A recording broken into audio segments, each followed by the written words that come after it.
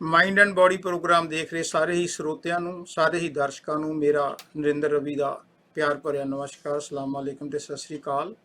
ਜਿਵੇਂ ਕਿ ਤੁਹਾਨੂੰ ਪਤਾ ਹੀ ਹੈ ਕਿ ਇਹ ਜਿਹੜਾ ਮਹੀਨਾ ਹੈ ਇਹ ਰਮਜ਼ਾਨ ਦਾ ਮਹੀਨਾ ਹੈ। ਇਹਨੂੰ ਕੁਰਾਨ ਦਾ ਮਹੀਨਾ ਵੀ ਕਹਿੰਦੇ ਨੇ, ਇਹਨੂੰ ਬਰਕਤਾਂ ਦਾ ਮਹੀਨਾ ਵੀ ਕਹਿੰਦੇ ਨੇ। ਤੇ ਨਾਲ ਦੀ ਨਾਲ ਜਿਹੜੇ ਹਿੰਦੂ ਭਰਾ ਨੇ ਉਹ ਰਾਮ ਨੌਮੀ ਜਾਂ ਨਵਰਾਤਰੀ ਜਾਂ ਨਵਰਾਤਰਿਆਂ ਦਾ ਤਿਉਹਾਰ ਵੀ ਮਨਾਉਂਦੇ ਨੇ। ਜਿਹੜੇ ਨਵਰਾਤਰੇ ਨੇ ਉਹ ਕੈਨੇਡਾ ਦੇ ਵਿੱਚ 1 ਅਪ੍ਰੈਲ ਨੂੰ ਸ਼ੁਰੂ ਹੋਏ ਸੀਗੇ, 9 ਦਿਨ ਚੱਲਣੇ ਨੇ। ਤੇ ਜਿਹੜੇ ਰੋਜ਼ੇ ਨੇ ਉਹ ਕੈਨੇਡਾ ਦੇ ਵਿੱਚ ਕੱਲ ਭਾਵ 2 ਅਪ੍ਰੈਲ ਨੂੰ ਸ਼ੁਰੂ ਹੋਏ ਨੇ ਤੇ ਇਹ 30 ਦਿਨ ਚੱਲਣੇ ਨੇ। ਸੋ ਅੱਜ ਮੈਂ ਇਹ ਕੁਝ ਸਿੰਪਲ ਤਰੀਕੇ ਦੇ ਨਾਲ, ਕਿਉਂਕਿ ਮੇਰਾ ਪ੍ਰੋਫੈਸ਼ਨ ਹੈ, ਮੇਰੀ ਐਜੂਕੇਸ਼ਨ ਹੈ ਕੰਪੈਰੀਟਿਵ ਰਿਲੀਜਨ ਦੀ, ਮੈਂ ਕੁਰਾਨ ਨੂੰ ਵੀ ਬੜੇ ਵਾਰੀ ਪੜ੍ਹਿਆ ਹੈ, ਗੀਤਾ ਨੂੰ ਵੀ ਬੜੇ ਵਾਰੀ ਪੜ੍ਹਿਆ, ਹੋਰ ਬਾਈਬਲ ਨੂੰ ਵੀ ਪੜ੍ਹਿਆ ਤੇ ਇਹਦੇ ਉੱਤੇ ਰਿਸਰਚ ਵੀ ਕੀਤੀ ਹੈ। ਸੋ ਮੇਰੇ ਦਿਲ ਦੇ ਵਿੱਚ ਇਹ ਖੁਆਇਸ਼ ਸੀਗੀ ਕਿ ਦੋਨੇ ਜਿਹੜੇ ਪਵਿੱਤਰ ਤਿਉਹਾਰ ਨੇ ਕਿਉਂ ਨਾ ਮੈਂ ਸਿੰਪਲ ਤਰੀਕੇ ਨਾਲ ਅੱਜ ਤੁਹਾਨੂੰ ਸਮਝਾਉਣ ਦੀ ਕੋਸ਼ਿਸ਼ ਕਰਾਂ, ਤਾਂ ਕਿ ਜਿਹੜੀਆਂ ਸਾਡੀਆਂ ਮਿਸਅੰਡਰਸਟੈਂਡਿੰਗਸ ਨੇ, ਜਿਹੜੇ ਅਸੀਂ ਇੱਕ ਦੂਜੇ ਨੂੰ ਸਮਝਦੇ ਹੀ ਨਹੀਂ। ਜਦੋਂ ਅਸੀਂ ਕਿਸੇ ਹਿੰਦੂ ਨੂੰ ਪੁੱਛਦੇ ਹਾਂ ਕਿ ਰਮਜ਼ਾਨ ਦਾ ਮਹੀਨਾ, ਉਹਨੂੰ ਨਹੀਂ ਪਤਾ, ਤੇ ਜੇ ਅਸੀਂ ਕਿਸੇ ਮੁਸਲਿਮ ਨੂੰ ਪੁੱਛਦੇ ਹਾਂ ਕਿ ਇਹ ਨਵਰਾਤਰੇ ਦਾ ਮਹੀਨਾ, ਉਹਨੂੰ ਨਹੀਂ ਪਤਾ ਵੀ ਕੀ ਚੀਜ਼ ਹੁੰਦੀ ਹੈ, ਕਿਉਂਕਿ ਉਹ ਆਪਣੇ ਆਪਣੇ ਦਾਇਰੇ ਦੇ ਵਿੱਚ ਹੀ ਰਹਿ ਕੇ ਖੁਸ਼ ਨੇ। ਸੋ ਮੈਂ ਕੋਸ਼ਿਸ਼ ਕਰਦਾ ਵੀ ਜਿੰਨੇ ਵੀ ਦੁਨੀਆ ਦੇ ਧਰਮ ਨੇ, ਜਿੰਨੇ ਵੀ ਦੁਨੀਆ ਦੀਆਂ ਧਾਰਮਿਕ ਪੁਸਤਕਾਂ ਨੇ, ਉਹਨਾਂ ਨੂੰ ਜੇ ਤੁਸੀਂ ਗੌਰ ਦੇ ਨਾਲ ਪੜ੍ਹੋ, ਧਿਆਨ ਨਾਲ ਪੜ੍ਹੋ, ਤਾਂ ਉਹਦੀ ਜਿਹੜੀ ਸਪਿਰਚੁਅਲਿਟੀ ਹੈ, ਰੂਹਾਨੀਅਤ ਹੈ, ਉਸ ਧਰਮ ਗ੍ਰੰਥ ਦੀ, ਹੋਲੀ ਬੁੱਕ ਦੀ ਜਿਹੜੀ ਰੂਹ ਹੈ, ਉਹ ਸਭ ਦੀ ਸੇਮ ਹੈ। ਭਾਵੇਂ ਲੈਂਗੁਏਜ ਡਿਫਰੈਂਟ ਹੋ ਸਕਦੀ ਹੈ, ਐਗਜ਼ਾਮਪਲਾਂ ਡਿਫਰੈਂਟ ਹੋ ਸਕਦੀਆਂ, ਸਮੇਂ ਦੇ ਅਨੁਸਾਰ ਜਿਹੜੀਆਂ ਗੱਲਾਂ ਨੇ ਉਹਨੂੰ ਵੱਖ ਢੰਗ ਨਾਲ ਕੀਤਾ ਜਾਂਦਾ, ਪਰ ਹੈ ਸਾਰੀਆਂ ਗੱਲਾਂ ਇੱਕੋ ਹੀ। ਜਿਸ ਤਰ੍ਹਾਂ ਆਪਾਂ ਕਹਿ ਦਿੰਦੇ ਹਾਂ ਕਿ ਰੋਜ਼ੇ ਰੱਖਦੇ ਆ 30 ਦਿਨ ਮੁਸਲਿਮ ਭਾਈਚਾਰੇ ਦੇ ਵਿੱਚ, ਤੇ ਹਿੰਦੂਆਂ ਨੂੰ ਇਹ ਨਹੀਂ ਪਤਾ ਵੀ ਰੋਜ਼ੇ ਕੀ ਹੁੰਦੇ ਨੇ। ਉਹੀ ਨੇ ਜਿਹੜੇ ਵਰਤ ਕਹਿੰਦੇ ਆਪਾਂ 9 ਦਿਨਾਂ ਦੇ ਵਰਤ ਰੱਖਦੇ ਆ। ਸੋ ਲੈਂਗੁਏਜ ਡਿਫਰੈਂਟ ਹੈ। ਸੋ ਮੈਂ ਇਸ ਨੂੰ ਹਲਕੇ ਫੁਲਕੇ ਤਰੀਕੇ ਦੇ ਨਾਲ, ਆਸਾਨ ਤਰੀਕੇ ਨਾਲ ਸਮਝਾਉਣ ਦੀ ਕੋਸ਼ਿਸ਼ ਕਰ ਰਹੇ ਹਾਂ, ਪਰ ਮੇਰਾ ਪਰਪਸ ਸਿਰਫ ਇੱਕੋ ਹੀ ਹੈ ਕਿ ਦੋਹਾਂ, ਅਸੀਂ ਦੇਖੋ ਨਾ, ਅਸੀਂ ਜਿਵੇਂ ਕਹਿੰਦੇ ਅੱਵਲ ਅੱਲਾ ਨੂਰ ਪਾਇਆ ਕੁਦਰਤ ਕੇ ਸਭ ਬੰਦੇ, ਏਕ ਨੂਰ ਤੇ ਸਭ ਜਗ ਉਪਜਿਆ ਕੌਣ ਭਲੇ ਕੌਣ ਮੰਦੇ। ਇਹਨੂੰ ਕੋਈ ਧਰਮ ਵੀ ਡਿਨਾਈ ਨਹੀਂ ਕਰਦਾ ਕਿ ਇੱਕ ਨੂਰ ਦੇ ਉੱਤੋਂ ਕੁੱਲ ਕਾਇਨਾਤ ਪੈਦਾ ਹੋਈ ਹੈ। ਜਦੋਂ ਸਾਨੂੰ ਪੈਦਾ ਕਰਨ ਵਾਲਾ ਇੱਕੋ ਹੈ, ਚਾਹੇ ਉਹਨੂੰ ਅੱਲਾ ਕਹਿ ਲਓ, ਖੁਦਾ ਕਹਿ ਲਓ, ਔਰ ਪ੍ਰਮਾਤਮਾ ਕਹਿ ਲਓ, ਵਾਹਿਗੁਰੂ ਕਹਿ ਲਓ, ਯਾਵੇ ਕਹਿ ਲਓ, ਜੀਸਸ ਕਹਿ ਲਓ, ਜੋ ਮਰਜ਼ੀ ਕਹੋ, ਗੱਲ ਤਾਂ ਇੱਕੋ ਹੀ ਹੈ ਨਾ, ਕਿ ਇੱਕ ਸੁਪਰੀਮ ਪਾਵਰ ਹੈ ਜਿਹਨੇ ਸਾਰੀ ਯੂਨੀਵਰਸ ਨੂੰ ਕ੍ਰੀਏਟ ਕੀਤਾ।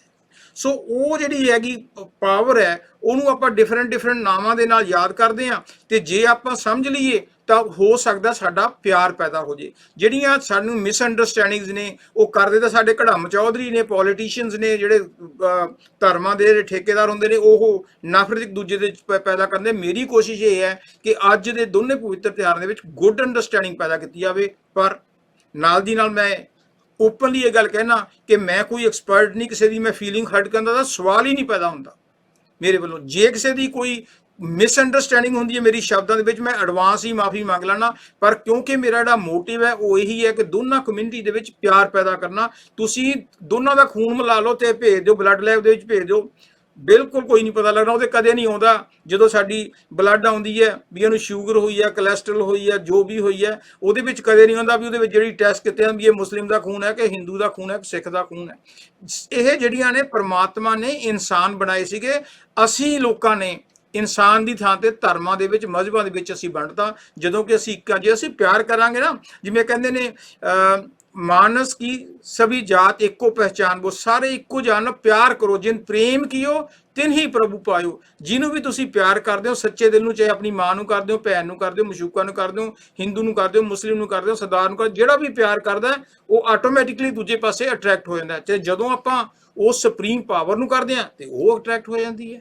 ਤੇ ਜੇ ਉਹ ਸੁਪਰੀਮ ਕੋਰਟ ਦੇ ਬਣਾਏ ਹੋਏ ਕਿਸੇ ਬੰਦੇ ਨੂੰ, ਭੈਣ ਨੂੰ, ਭਰਾ ਨੂੰ, ਕਿਸੇ ਨੂੰ ਵੀ ਤੁਸੀਂ ਪਿਆਰ ਕਰਦੇ ਹੋ, ਉਹ ਵੀ ਅਟਰੈਕਟ ਹੁੰਦੀ ਹੈ। ਪਰ ਪਿਆਰ ਤੁਹਾਡਾ ਸੱਚਾ ਹੋਣਾ ਚਾਹੀਦਾ ਹੈ। ਸੋ ਅੱਜ ਆਪਾਂ ਨਵਰਾਤਰੀ ਦੇ, ਜਿਹਨੂੰ ਨਵਰਾਤਰੇ ਵੀ ਕਹਿੰਦੇ ਆ, ਨਵਰਾਤਰੀ, ਨਵ ਮੀਨਸ 9, ਰਾਤਰੀ ਮੀਨਸ ਰਾਤ, 9 ਰਾਤਾਂ ਹੁੰਦੀਆਂ ਨੇ ਤੇ 10 ਦਿਨ ਹੁੰਦੇ ਨੇ।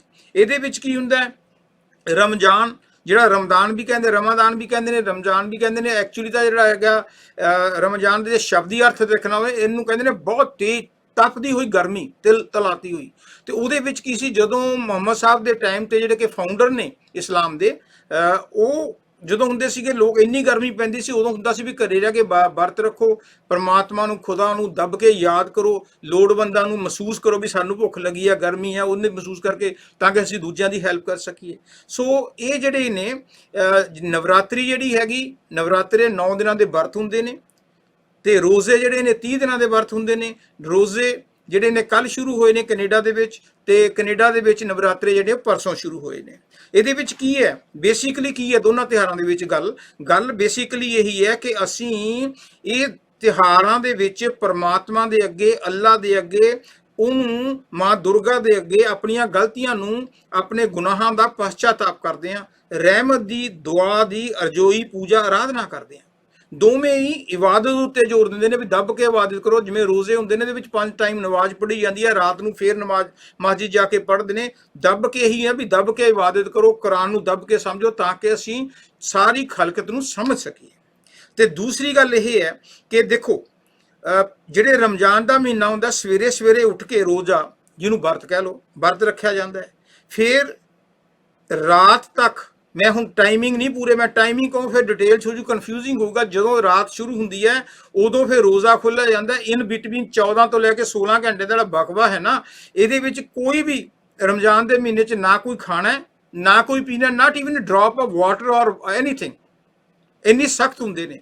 ਤੇ ਨਾਲ ਇਹ ਕਿਹਾ ਜਾਂਦਾ ਕਿ 5 ਟਾਈਮ ਨਮਾਜ਼ ਹੈ, ਇਹਦੇ ਵਿੱਚ ਦੱਬ ਕੇ ਕੁਰਾਨ ਨੂੰ ਅੰਡਰਸਟੈਂਡ ਕੀਤਾ ਜਾਂਦਾ, ਪਿਆਰ ਪੈਦਾ ਕੀਤਾ ਜਾਂਦਾ। ਜਦੋਂ ਆਪ ਭੁੱਖੇ ਹੋਵੇ ਨਾ, ਫਿਰ ਦੂਜੇ ਦੀ ਭੁੱਖ ਦਾ ਪਤਾ ਲੱਗਦਾ। ਜੇ ਆਪਦੇ ਘਰੇ ਰੋਟੀਆਂ ਪਈਆਂ ਢਿੱਡ ਦੇ ਵਿੱਚ, ਫਿਰ ਦੂਜੇ ਦੀ ਭੁੱਖ ਦਾ ਕੀ ਪਤਾ ਲੱਗੂ। ਸੋ ਇਹੀ ਰਮਜ਼ਾਨ ਦੇ ਮਹੀਨੇ ਵਿੱਚ ਰੋਜ਼ੇ ਦੇ ਵਿੱਚ ਜ਼ਿਆਦਾ ਇੰਪੋਰਟੈਂਸ ਰੱਖੀ ਗਈ ਹੈ। ਤੇ ਇਸੇ ਤਰ੍ਹਾਂ ਹੀ ਜਦੋਂ ਸ਼ਾਮ ਹੋ ਜਾਂਦੀ ਹੈ, ਫਿਰ ਆਪਾਂ ਰੋਜ਼ੇ ਖੋਲ੍ਹਦੇ ਹਾਂ, ਜਿਸ ਤਰ੍ਹਾਂ ਹਿੰਦੂ ਭਾਈਚਾਰੇ ਵਾਲੇ ਵਰਤ ਖੋਲ੍ਹਦੇ ਨੇ, ਤੇ ਫਿਰ ਵਰਤ ਖੋਲ੍ਹਣ ਤੋਂ ਬਾਅਦ ਆਪਾਂ ਖਾਂਦੇ ਪੀਂਦੇ ਹਾਂ। ਸੋ ਇਸੇ ਤਰ੍ਹਾਂ ਹੀ ਜਿਹੜੇ ਰੋਜ਼ੇ ਰੱਖਦੇ ਨੇ ਮੁਸਲਿਮ ਭਾਈਚਾਰੇ ਵਾਲੇ, ਉਹ ਜਦੋਂ ਰੋਜ਼ਾ ਖੋਲ੍ਹਦੇ ਨੇ, ਵਰਤ ਖੋਲ੍ਹਦੇ ਨੇ, ਤਾਂ ਫਿਰ ਇਫਤਾਰੀ ਮਿਨੀ ਪਾਰਟੀ ਹੁੰਦੀ ਹੈ। ਫਿਰ ਉਹ, ਕਿਉਂਕਿ ਸਵੇਰ ਦੇ ਭੁੱਖੇ ਲੱਗੇ ਹੁੰਦੇ ਨੇ, ਫਿਰ ਉਹਦਾ ਬਾਕੀ ਅੰਦਾਜ਼ ਹੁੰਦਾ, ਖੁਸ਼ੀ ਹੁੰਦੀ ਹੈ। ਪਰ ਇਹ 30 ਦਿਨ ਲਗਾਤਾਰ ਸਰਕਲ ਚੱਲਦਾ ਹੈ। ਦੇਖੋ, ਦੋਵਾਂ ਧਰਮਾਂ ਦੀ ਜਿਹੜੀ ਬੁੱਕ ਹੈ, ਹਰ ਧਰਮ ਦੇ ਵਿੱਚ ਬੁੱਕ ਹੈ, ਪਵਿੱਤਰ ਬੁੱਕ ਹੈ, ਹੋਲੀ ਬੁੱਕ ਹੈ। ਜਿਵੇਂ ਹਿੰਦੂਆਂ ਦੀ ਜਿਹੜੀ ਪਵਿੱਤਰ ਬੁੱਕ ਹੈ, ਉਹਨੂੰ ਕਹਿੰਦੇ ਨੇ ਗੀਤਾ, ਤੇ ਜਿਹੜੀ ਮੁਸਲਿਮ ਭਾਈਚਾਰੇ ਦੀ ਪਵਿੱਤਰ ਕਿਤਾਬ ਹੈ, ਉਹਨੂੰ ਕਹਿੰਦੇ ਨੇ ਦੀ ਕੁਰਾਨ। ਇਹ ਜਿਹੜੀ ਦੋਨੇ ਬੁੱਕਸ ਨੇ, ਜਿਹੜੇ ਕੁਰਾਨ ਹੈ ਹਜ਼ਰਤ ਮੁਹੰਮਦ ਸਾਹਿਬ ਦੀਆਂ ਆਇਤਾਂ ਜਾਂ ਟੀਚਿੰਗਸ ਨੇ, ਇਹਨੂੰ ਸਿੰਪਲ ਤਰੀਕੇ ਨਾਲ ਕਹਿ ਲਓ। ਤੇ ਜਿਹੜੀ ਸਾਡੀ ਗੀਤ ਹੈ, ਇਹਦੇ ਵਿੱਚ ਲਾਰਡ ਕ੍ਰਿਸ਼ਨ ਦੀਆਂ ਟੀਚਿੰਗਸ ਨੇ ਅਰਜਨ ਨੂੰ ਸਮਝਾਉਣ ਦੇ ਲਈ। ਔਰ ਦੋਨਾਂ ਦੇ ਵਿੱਚ ਜੇ ਤੁਸੀਂ ਕਦੇ, ਮੈਂ ਤਾਂ ਕਿਉਂਕਿ ਤੁਸੀਂ ਕਦੇ ਕੋਸ਼ਿਸ਼ ਕਰੋ, ਸਾਰੇ ਥਾਂ ਤੇ ਮਿਲ ਜਾਂਦੀਆਂ ਅੱਜ ਕੱਲ੍ਹ। ਜਿਹੜੇ ਹਿੰਦੂ ਵੀਰ ਨੇ ਜ਼ਰੂਰ ਕੁਰਾਨ ਨੂੰ ਪੜ੍ਹਨ, ਪੰਜਾਬੀ 'ਚ ਵੀ ਟਰਾਂਸਲੇਸ਼ਨ ਮਿਲਦੀ ਹੈ। ਤੁਸੀਂ ਦੇਖੋਗੇ ਕਿ ਕੁਰਾਨ ਦੇ ਵਿੱਚ 604 ਪੇਜਿਸ ਨੇ, ਤੇ 30 ਚੈਪਟਰਸ ਨੇ, ਤੇ ਮੋਰ ਦੈਨ 6000 ਆਇਤਾਂ ਨੇ, ਜਿਹਨੂੰ ਆਪਾਂ ਸ਼ਲੋਕ ਕਹਿ ਲੈਣੇ। ਚਲੋ, ਤੇ ਇਸੇ ਤਰ੍ਹਾਂ ਜਿਹੜੀ ਸਾਡੀ ਗੀਤਾ ਹੈ, ਹੋਲੀ ਗੀਤਾ ਹੈ, ਉਹਦੇ ਵਿੱਚ 18 ਚੈਪਟਰ ਨੇ ਤੇ 700 ਸ਼ਲੋਕ ਨੇ।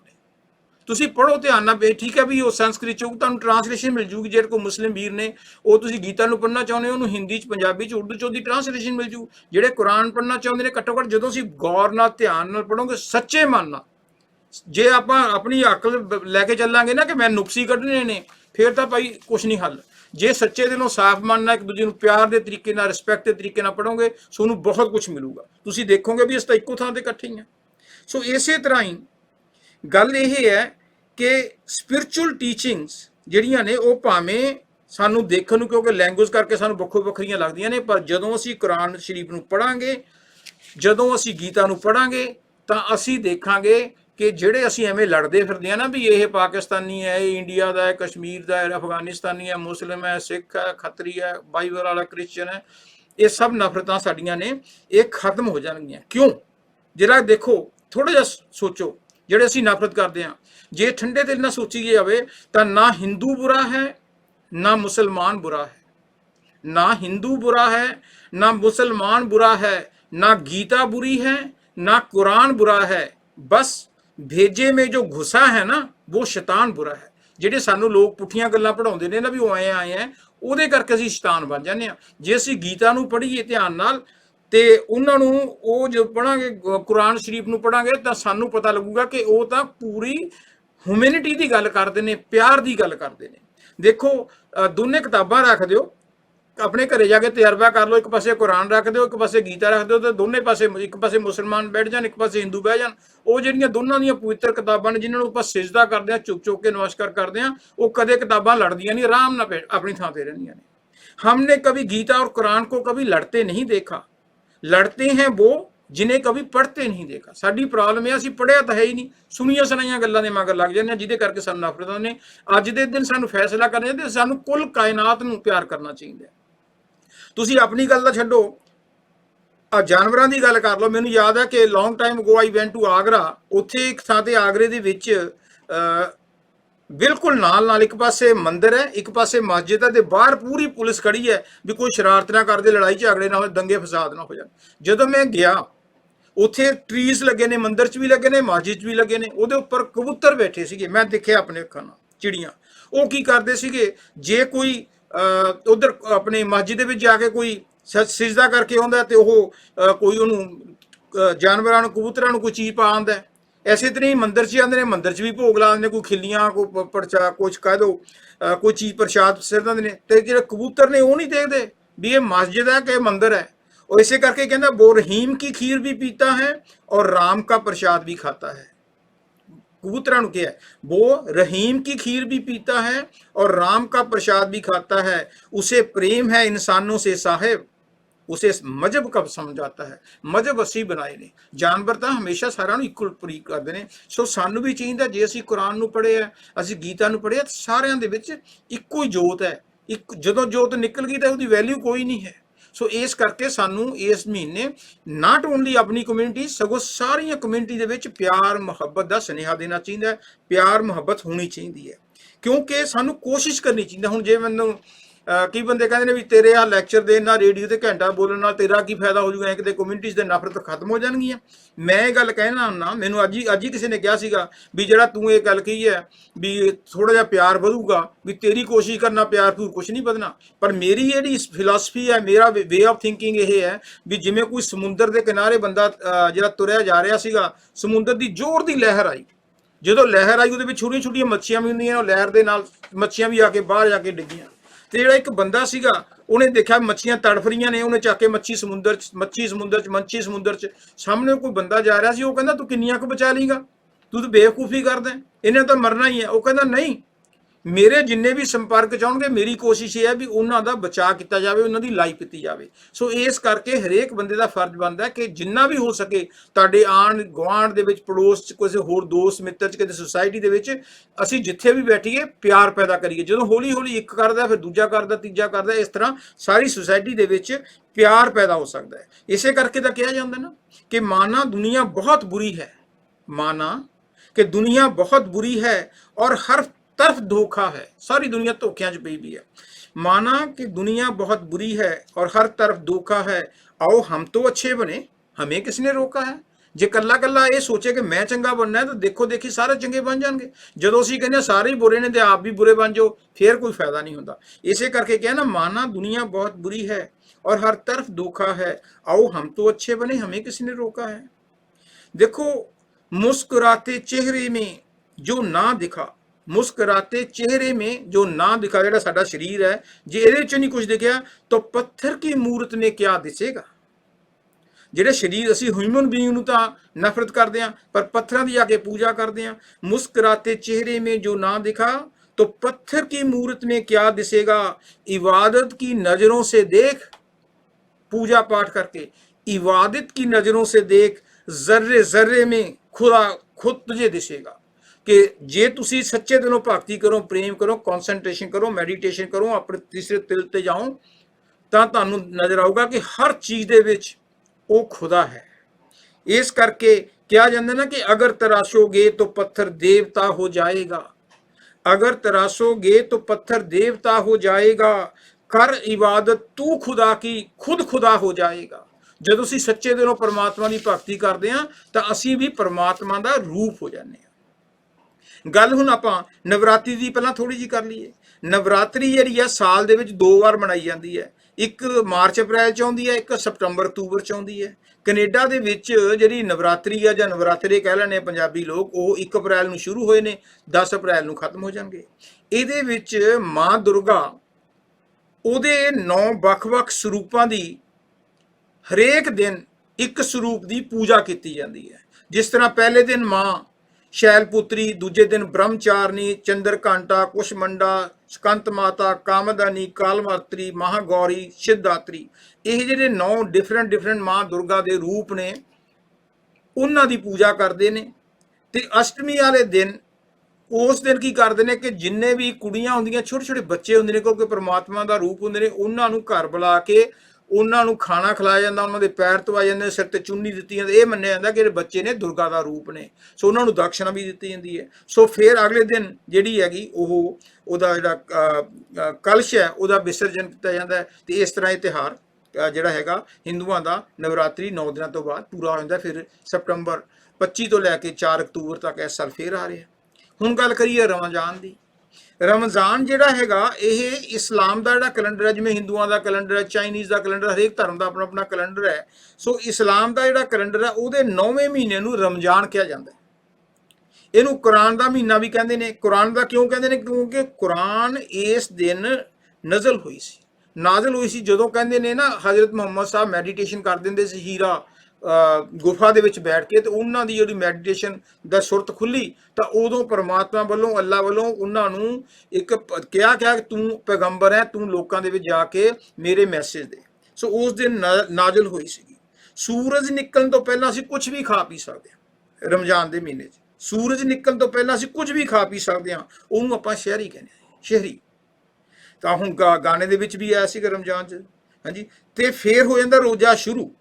ਫਿਰ ਕੁਝ ਵੀ ਨਹੀਂ ਖਾ ਪੀ ਸਕਦੇ, not even a drop of water. ਫਿਰ ਸੂਰਜ ਡੁੱਬਣ ਤੇ ਰੋਜ਼ਾ ਖੁੱਲ੍ਹਦਾ, ਵਰਤ ਖੁੱਲ੍ਹਦੇ ਨੇ। ਤੇ ਫਿਰ ਹੁੰਦੀ ਹੈ ਇਫਤਾਰੀ, ਮਿੰਨੀ ਪਾਰਟੀ। ਫਿਰ ਦਹੀਂ ਭੱਲੇ ਵੀ ਖਾਂਦੇ ਨੇ, ਸਾਰਾ ਕੁਝ ਲੋਕ ਪਹਿਲਾਂ ਬਣਾ ਕੇ ਰੱਖਦੇ ਨੇ ਸ਼ੌਕ ਨਾਲ, ਕਿਉਂਕਿ 14, 15, 16, 17 ਘੰਟੇ ਭੁੱਖੇ ਰਹਿਣਾ ਬਿਨਾਂ ਪਾਣੀ ਦੇ, ਬਿਨਾਂ ਡ੍ਰੌਪ ਤੋਂ ਵੀ। ਤੇ ਇਸ ਕਰਕੇ ਫਿਰ ਇਫਤਾਰੀ ਕੀਤੀ ਜਾਂਦੀ ਹੈ। ਇਹ ਜਿਹੜਾ ਸਰਕਲ ਹੈ ਨਾ, ਇਹ 30 ਦਿਨ ਕੰਟੀਨਿਊਸਲੀ ਚੱਲਦਾ। ਜਿਹਨੇ ਵੀ ਰੱਖ ਲਿਆ ਰੋਜ਼ਾ ਤੇ ਉਹ ਫਿਰ 30 ਦਿਨ ਵਰਤ ਰੱਖਦੇ ਨੇ। ਤੇ ਉਸ ਤੋਂ ਬਾਅਦ ਆਉਂਦੀ ਹੈ ਸਾਡੀ ਈਦ। ਇਹਨੂੰ ਮਿੱਠੀ ਈਦ ਵੀ ਕਹਿ ਦਿੰਦੇ ਨੇ। ਜਿਵੇਂ ਆਪਣੇ ਕਹਿੰਦੇ ਨੇ ਅਸ਼ਟਮੀ ਵਾਲੇ ਦਿਨ ਖੀਰ ਪੂੜੇ ਬਣਦੇ ਨੇ, ਇਸ ਤਰ੍ਹਾਂ ਈਦ ਹੈ ਫਿਰ ਪੂਰਾ ਚਾਅ ਚੜਿਆ ਹੁੰਦਾ, ਕਿਉਂਕਿ ਤਪੱਸਿਆ ਵੀ ਪੂਰੀ ਦੱਬ ਕੇ ਕੀਤੀ ਹੁੰਦੀ ਹੈ। ਫਿਰ ਈਦ ਦਾ ਚਾਅ ਚੜਿਆ ਹੁੰਦਾ, ਉਹ ਆਪਾਂ ਈਦ ਦੇ ਉੱਤੇ ਗੱਲ ਕਰਾਂਗੇ। ਸੋ ਇਹਦੇ ਵਿੱਚ ਹੈ ਕਿ ਇਸ ਮਹੀਨੇ 'ਚ ਕੀ ਕੀਤਾ ਜਾਂਦਾ, ਵੱਧ ਤੋਂ ਵੱਧ ਕੁਰਾਨ ਨੂੰ ਪੜ੍ਹਨਾ, ਤਲਾਵਤ ਕਰਨਾ, ਸਮਝਣਾ। ਅੱਲਾ ਦੇ ਵੱਧ ਤੋਂ ਵੱਧ ਅਸੀਂ ਨੇੜੇ ਹੋਣੇ ਆ, ਪਰਮਾਤਮਾ ਦੇ ਵੱਧ ਤੋਂ ਵੱਧ ਨੇੜੇ ਹੋਣਾ ਚਾਹੁੰਦੇ ਹਾਂ। ਅਸੀਂ ਚਾਹੁੰਦੇ ਹਾਂ ਕਿ ਇਹ ਰਮਜ਼ਾਨ ਦੇ ਮਹੀਨੇ 'ਚ ਜਿਹੜੀਆਂ ਨੇ ਜਿੰਨੀਆਂ ਵੀ ਸਾਡੀਆਂ ਬੁਰੀਆਂ ਆਦਤਾਂ ਨੇ ਉਦੋਂ ਤੋਬਾ ਕੀਤੀ ਜਾਵੇ, ਚੰਗੀਆਂ ਆਦਤਾਂ ਜਿਹੜੀਆਂ ਅਡਾਪਟ ਕਰੀਏ। ਕੋਸ਼ਿਸ਼ ਕਰੀਏ ਕਿ ਆਪਣਾ ਦਿਲ ਤੇ ਰੂਹ ਸਾਫ਼ ਹੋ ਸਕੇ, ਇੱਕ ਦੂਜੇ ਨੂੰ ਮਾਫ ਕਰਕੇ ਉਹਨਾਂ ਨੂੰ ਗਲੇ ਨਾਲ ਲਗਾਈਏ। ਇਹ ਰਹਿਮਤ ਦਾ ਮਹੀਨਾ ਹੈ, ਇਹਨੂੰ ਮਾਫੀ ਦਾ ਮਹੀਨਾ ਵੀ ਕਿਹਾ ਜਾਂਦਾ ਰਮਜ਼ਾਨ ਨੂੰ। ਵਿਸ਼ਵਾਸ ਲੋਕਾਂ ਦਾ ਹੈ, ਮੁਸਲਿਮ ਭਾਈਚਾਰੇ ਦਾ ਹੈ, ਕਿ ਜਿਸ ਦਿਨ ਕਿਆਮਤ ਦਾ ਦਿਨ ਹੋਵੇਗਾ ਨਾ, our each and every action will be judged. ਉਸ ਦਿਨ ਹਰ ਜਿਹੜਾ ਅਸੀਂ ਚੰਗਾ ਜਾਂ ਮਾੜਾ ਕੰਮ ਕੀਤਾ ਉਹਦਾ ਫਿਰ ਇਮਤਿਹਾਨ ਹੋਊਗਾ, ਜੱਜਮੈਂਟ ਹੋਏਗੀ। ਤੇ ਉਸ ਜੱਜਮੈਂਟ ਦੇ ਵਿੱਚ ਕੋਈ ਸਿਫਾਰਿਸ਼ ਨਹੀਂ ਚੱਲਦੀ, ਉਸ ਜੱਜਮੈਂਟ ਦੇ ਵਿੱਚ ਕੋਈ ਹੇਰਾ ਫੇਰੀ ਨਹੀਂ, ਕਿਉਂਕਿ ਸਾਡਾ ਯਕੀਨ ਕੀਤਾ ਜਾਂਦਾ ਹੈ ਕਿ ਖੁਦਾ ਸਾਡੇ ਨਾਲ ਨਾ ਰਹਿੰਦਾ, ਹਰ ਟਾਈਮ ਸਾਨੂੰ ਵਾਚ ਕਰ ਰਿਹਾ। ਸੋ ਉਸ ਕਰਕੇ ਜਿਹੜੇ ਵੀ ਅਸੀਂ ਕਰਮ ਕਰਦੇ ਹਾਂ, ਚੰਗੇ ਜਾਂ ਬੁਰੇ, ਉਹਦੇ ਹਿਸਾਬ ਦੇ ਨਾਲ, ਅਜ਼ਰ ਦੇ ਹਿਸਾਬ ਦੇ ਨਾਲ ਸਾਨੂੰ ਜੰਨਤ ਔਰ ਦੋਜ਼ਖ, ਸਵਰਗ ਜਾਂ ਨਰਕ ਦਾ ਫਿਰ ਸਾਡਾ ਫੈਸਲਾ ਹੁੰਦਾ ਹੈ। ਇਸ ਕਰਕੇ ਸਾਨੂੰ ਸਮਝਾਇਆ ਜਾਂਦਾ ਹੈ ਕਿ ਅੱਛੀ ਕਰਨੀ ਕਰੋ ਕਬੀਰਾ, ਮਤ ਕਰਨਾ ਤੁਮ ਕਾਲਾ, ਹਜ਼ਾਰ ਆਂਖ ਸੇ ਦੇਖ ਰਹਾ ਹੈ ਤੁਝਕੋ ਦੇਖਣ ਵਾਲਾ। ਇਹੀ ਰਮਜ਼ਾਨ ਦੀ ਵਿੱਚ ਇੰਪੋਰਟੈਂਸ ਹੈ ਜਿਹੜੀ ਮੈਂ ਲਾਈਨ ਕਹੀ ਹੈ ਕਿ ਅੱਛੀ ਕਰਨੀ ਕਰੋ ਕਬੀਰਾ, ਮਤ ਕਰਨਾ ਕੁਛ ਕਾਲਾ। ਅਗਲੀ ਲਾਈਨ ਹੈ ਹਜ਼ਾਰ ਆਂਖ ਸੇ ਦੇਖ ਰਹਾ ਹੈ ਤੁਝਕੋ ਦੇਖਣ ਵਾਲਾ। ਹੁਣ ਮੈਂ ਇਹਨੂੰ ਰਮਜ਼ਾਨ ਰੋਜ਼ੇ ਦੇ ਨਾਲ ਜੋੜਦਾ। ਦੇਖੋ ਜਦੋਂ ਆਪਾਂ ਫਾਸਟ ਰੱਖਦੇ ਹਾਂ, 14-15 ਘੰਟੇ ਦਾ, 16 ਘੰਟੇ ਦਾ ਫਾਸਟ ਹੁੰਦਾ ਹੈ, ਘਰ ਦੇ ਵਿੱਚ ਬੜੇ ਮੌਕੇ ਮਿਲਦੇ ਨੇ। ਮਾਈਂਡ ਨਾ ਕਰਨਾ, ਮੈਂ ਤਾਂ ਵੈਸੇ ਗੱਲ ਕਰਦਾ ਵੀ ਜਿਹੜੇ ਇਹਨੂੰ ਪਰਪਸ ਮੈਂ ਕੀ ਕਹਿਣਾ ਚਾਹੁੰਦਾ। ਘਰ ਦੇ ਵਿੱਚ ਸਾਨੂੰ ਬੜੇ ਵਾਰੀ ਮੌਕਾ ਮਿਲਦਾ ਕਿ ਕੋਈ ਦੇਖ ਨਹੀਂ ਰਿਹਾ, ਵਿੱਚੋਂ ਕੱਢ ਕੇ ਕੁਝ ਖਾ ਲਓ, ਕਿਹੜਾ ਕਿਸੇ ਨੂੰ ਪਤਾ ਲੱਗਦਾ। ਭੁੱਖ ਲੱਗੀ ਹੁੰਦੀ ਹੈ, ਬੁਰਾ ਹਾਲ ਹੋਇਆ ਹੁੰਦਾ, ਕੁਝ ਪੀ ਲਓ, ਕਿਹੜਾ ਕੋਈ ਦੇਖ ਰਿਹਾ। ਪਰ ਜਿਹੜੀ ਮੈਂ ਅਖੀਰ 'ਚ ਕਿਹਾ ਨਾ, ਹਜ਼ਾਰ ਆਂਖ ਸੇ ਦੇਖ ਰਹਾ ਹੈ ਤੁਝਕੋ ਦੇਖਣ ਵਾਲਾ, ਸਾਡਾ ਇਹ ਸੈਲਫ ਕੰਟਰੋਲਡ ਹੈ ਕਿ ਸਾਨੂੰ ਖੁਦਾ, ਅੱਲਾ, ਵਾਹਿਗੁਰੂ ਜਿਹੜੀ ਹੈ ਚੋਰੀ ਛਿਪਕੇ ਵੀ ਸਾਨੂੰ ਸਾਡੇ ਨਾਲ ਰਹਿੰਦਾ, ਸਾਨੂੰ ਦੇਖ ਰਿਹਾ। ਇਸ ਕਰਕੇ ਮੁਸਲਿਮ ਵੀਰਾਂ ਦਾ ਇੰਨਾ 100% ਫੇਥ ਹੁੰਦਾ ਕਿ ਉਹ ਪੂਰੇ ਰੋਜ਼ੇ ਦੇ ਟਾਈਮ ਦੇ ਵਿੱਚ ਇੱਕ ਡ੍ਰੌਪ ਪਾਣੀ ਵੀ ਨਹੀਂ ਪੀਂਦੇ, ਕਿ ਜੇ ਪੀਤੀ ਤਾਂ ਖੁਦਾ ਨੂੰ ਪਤਾ ਲੱਗ ਜਾਊਗਾ।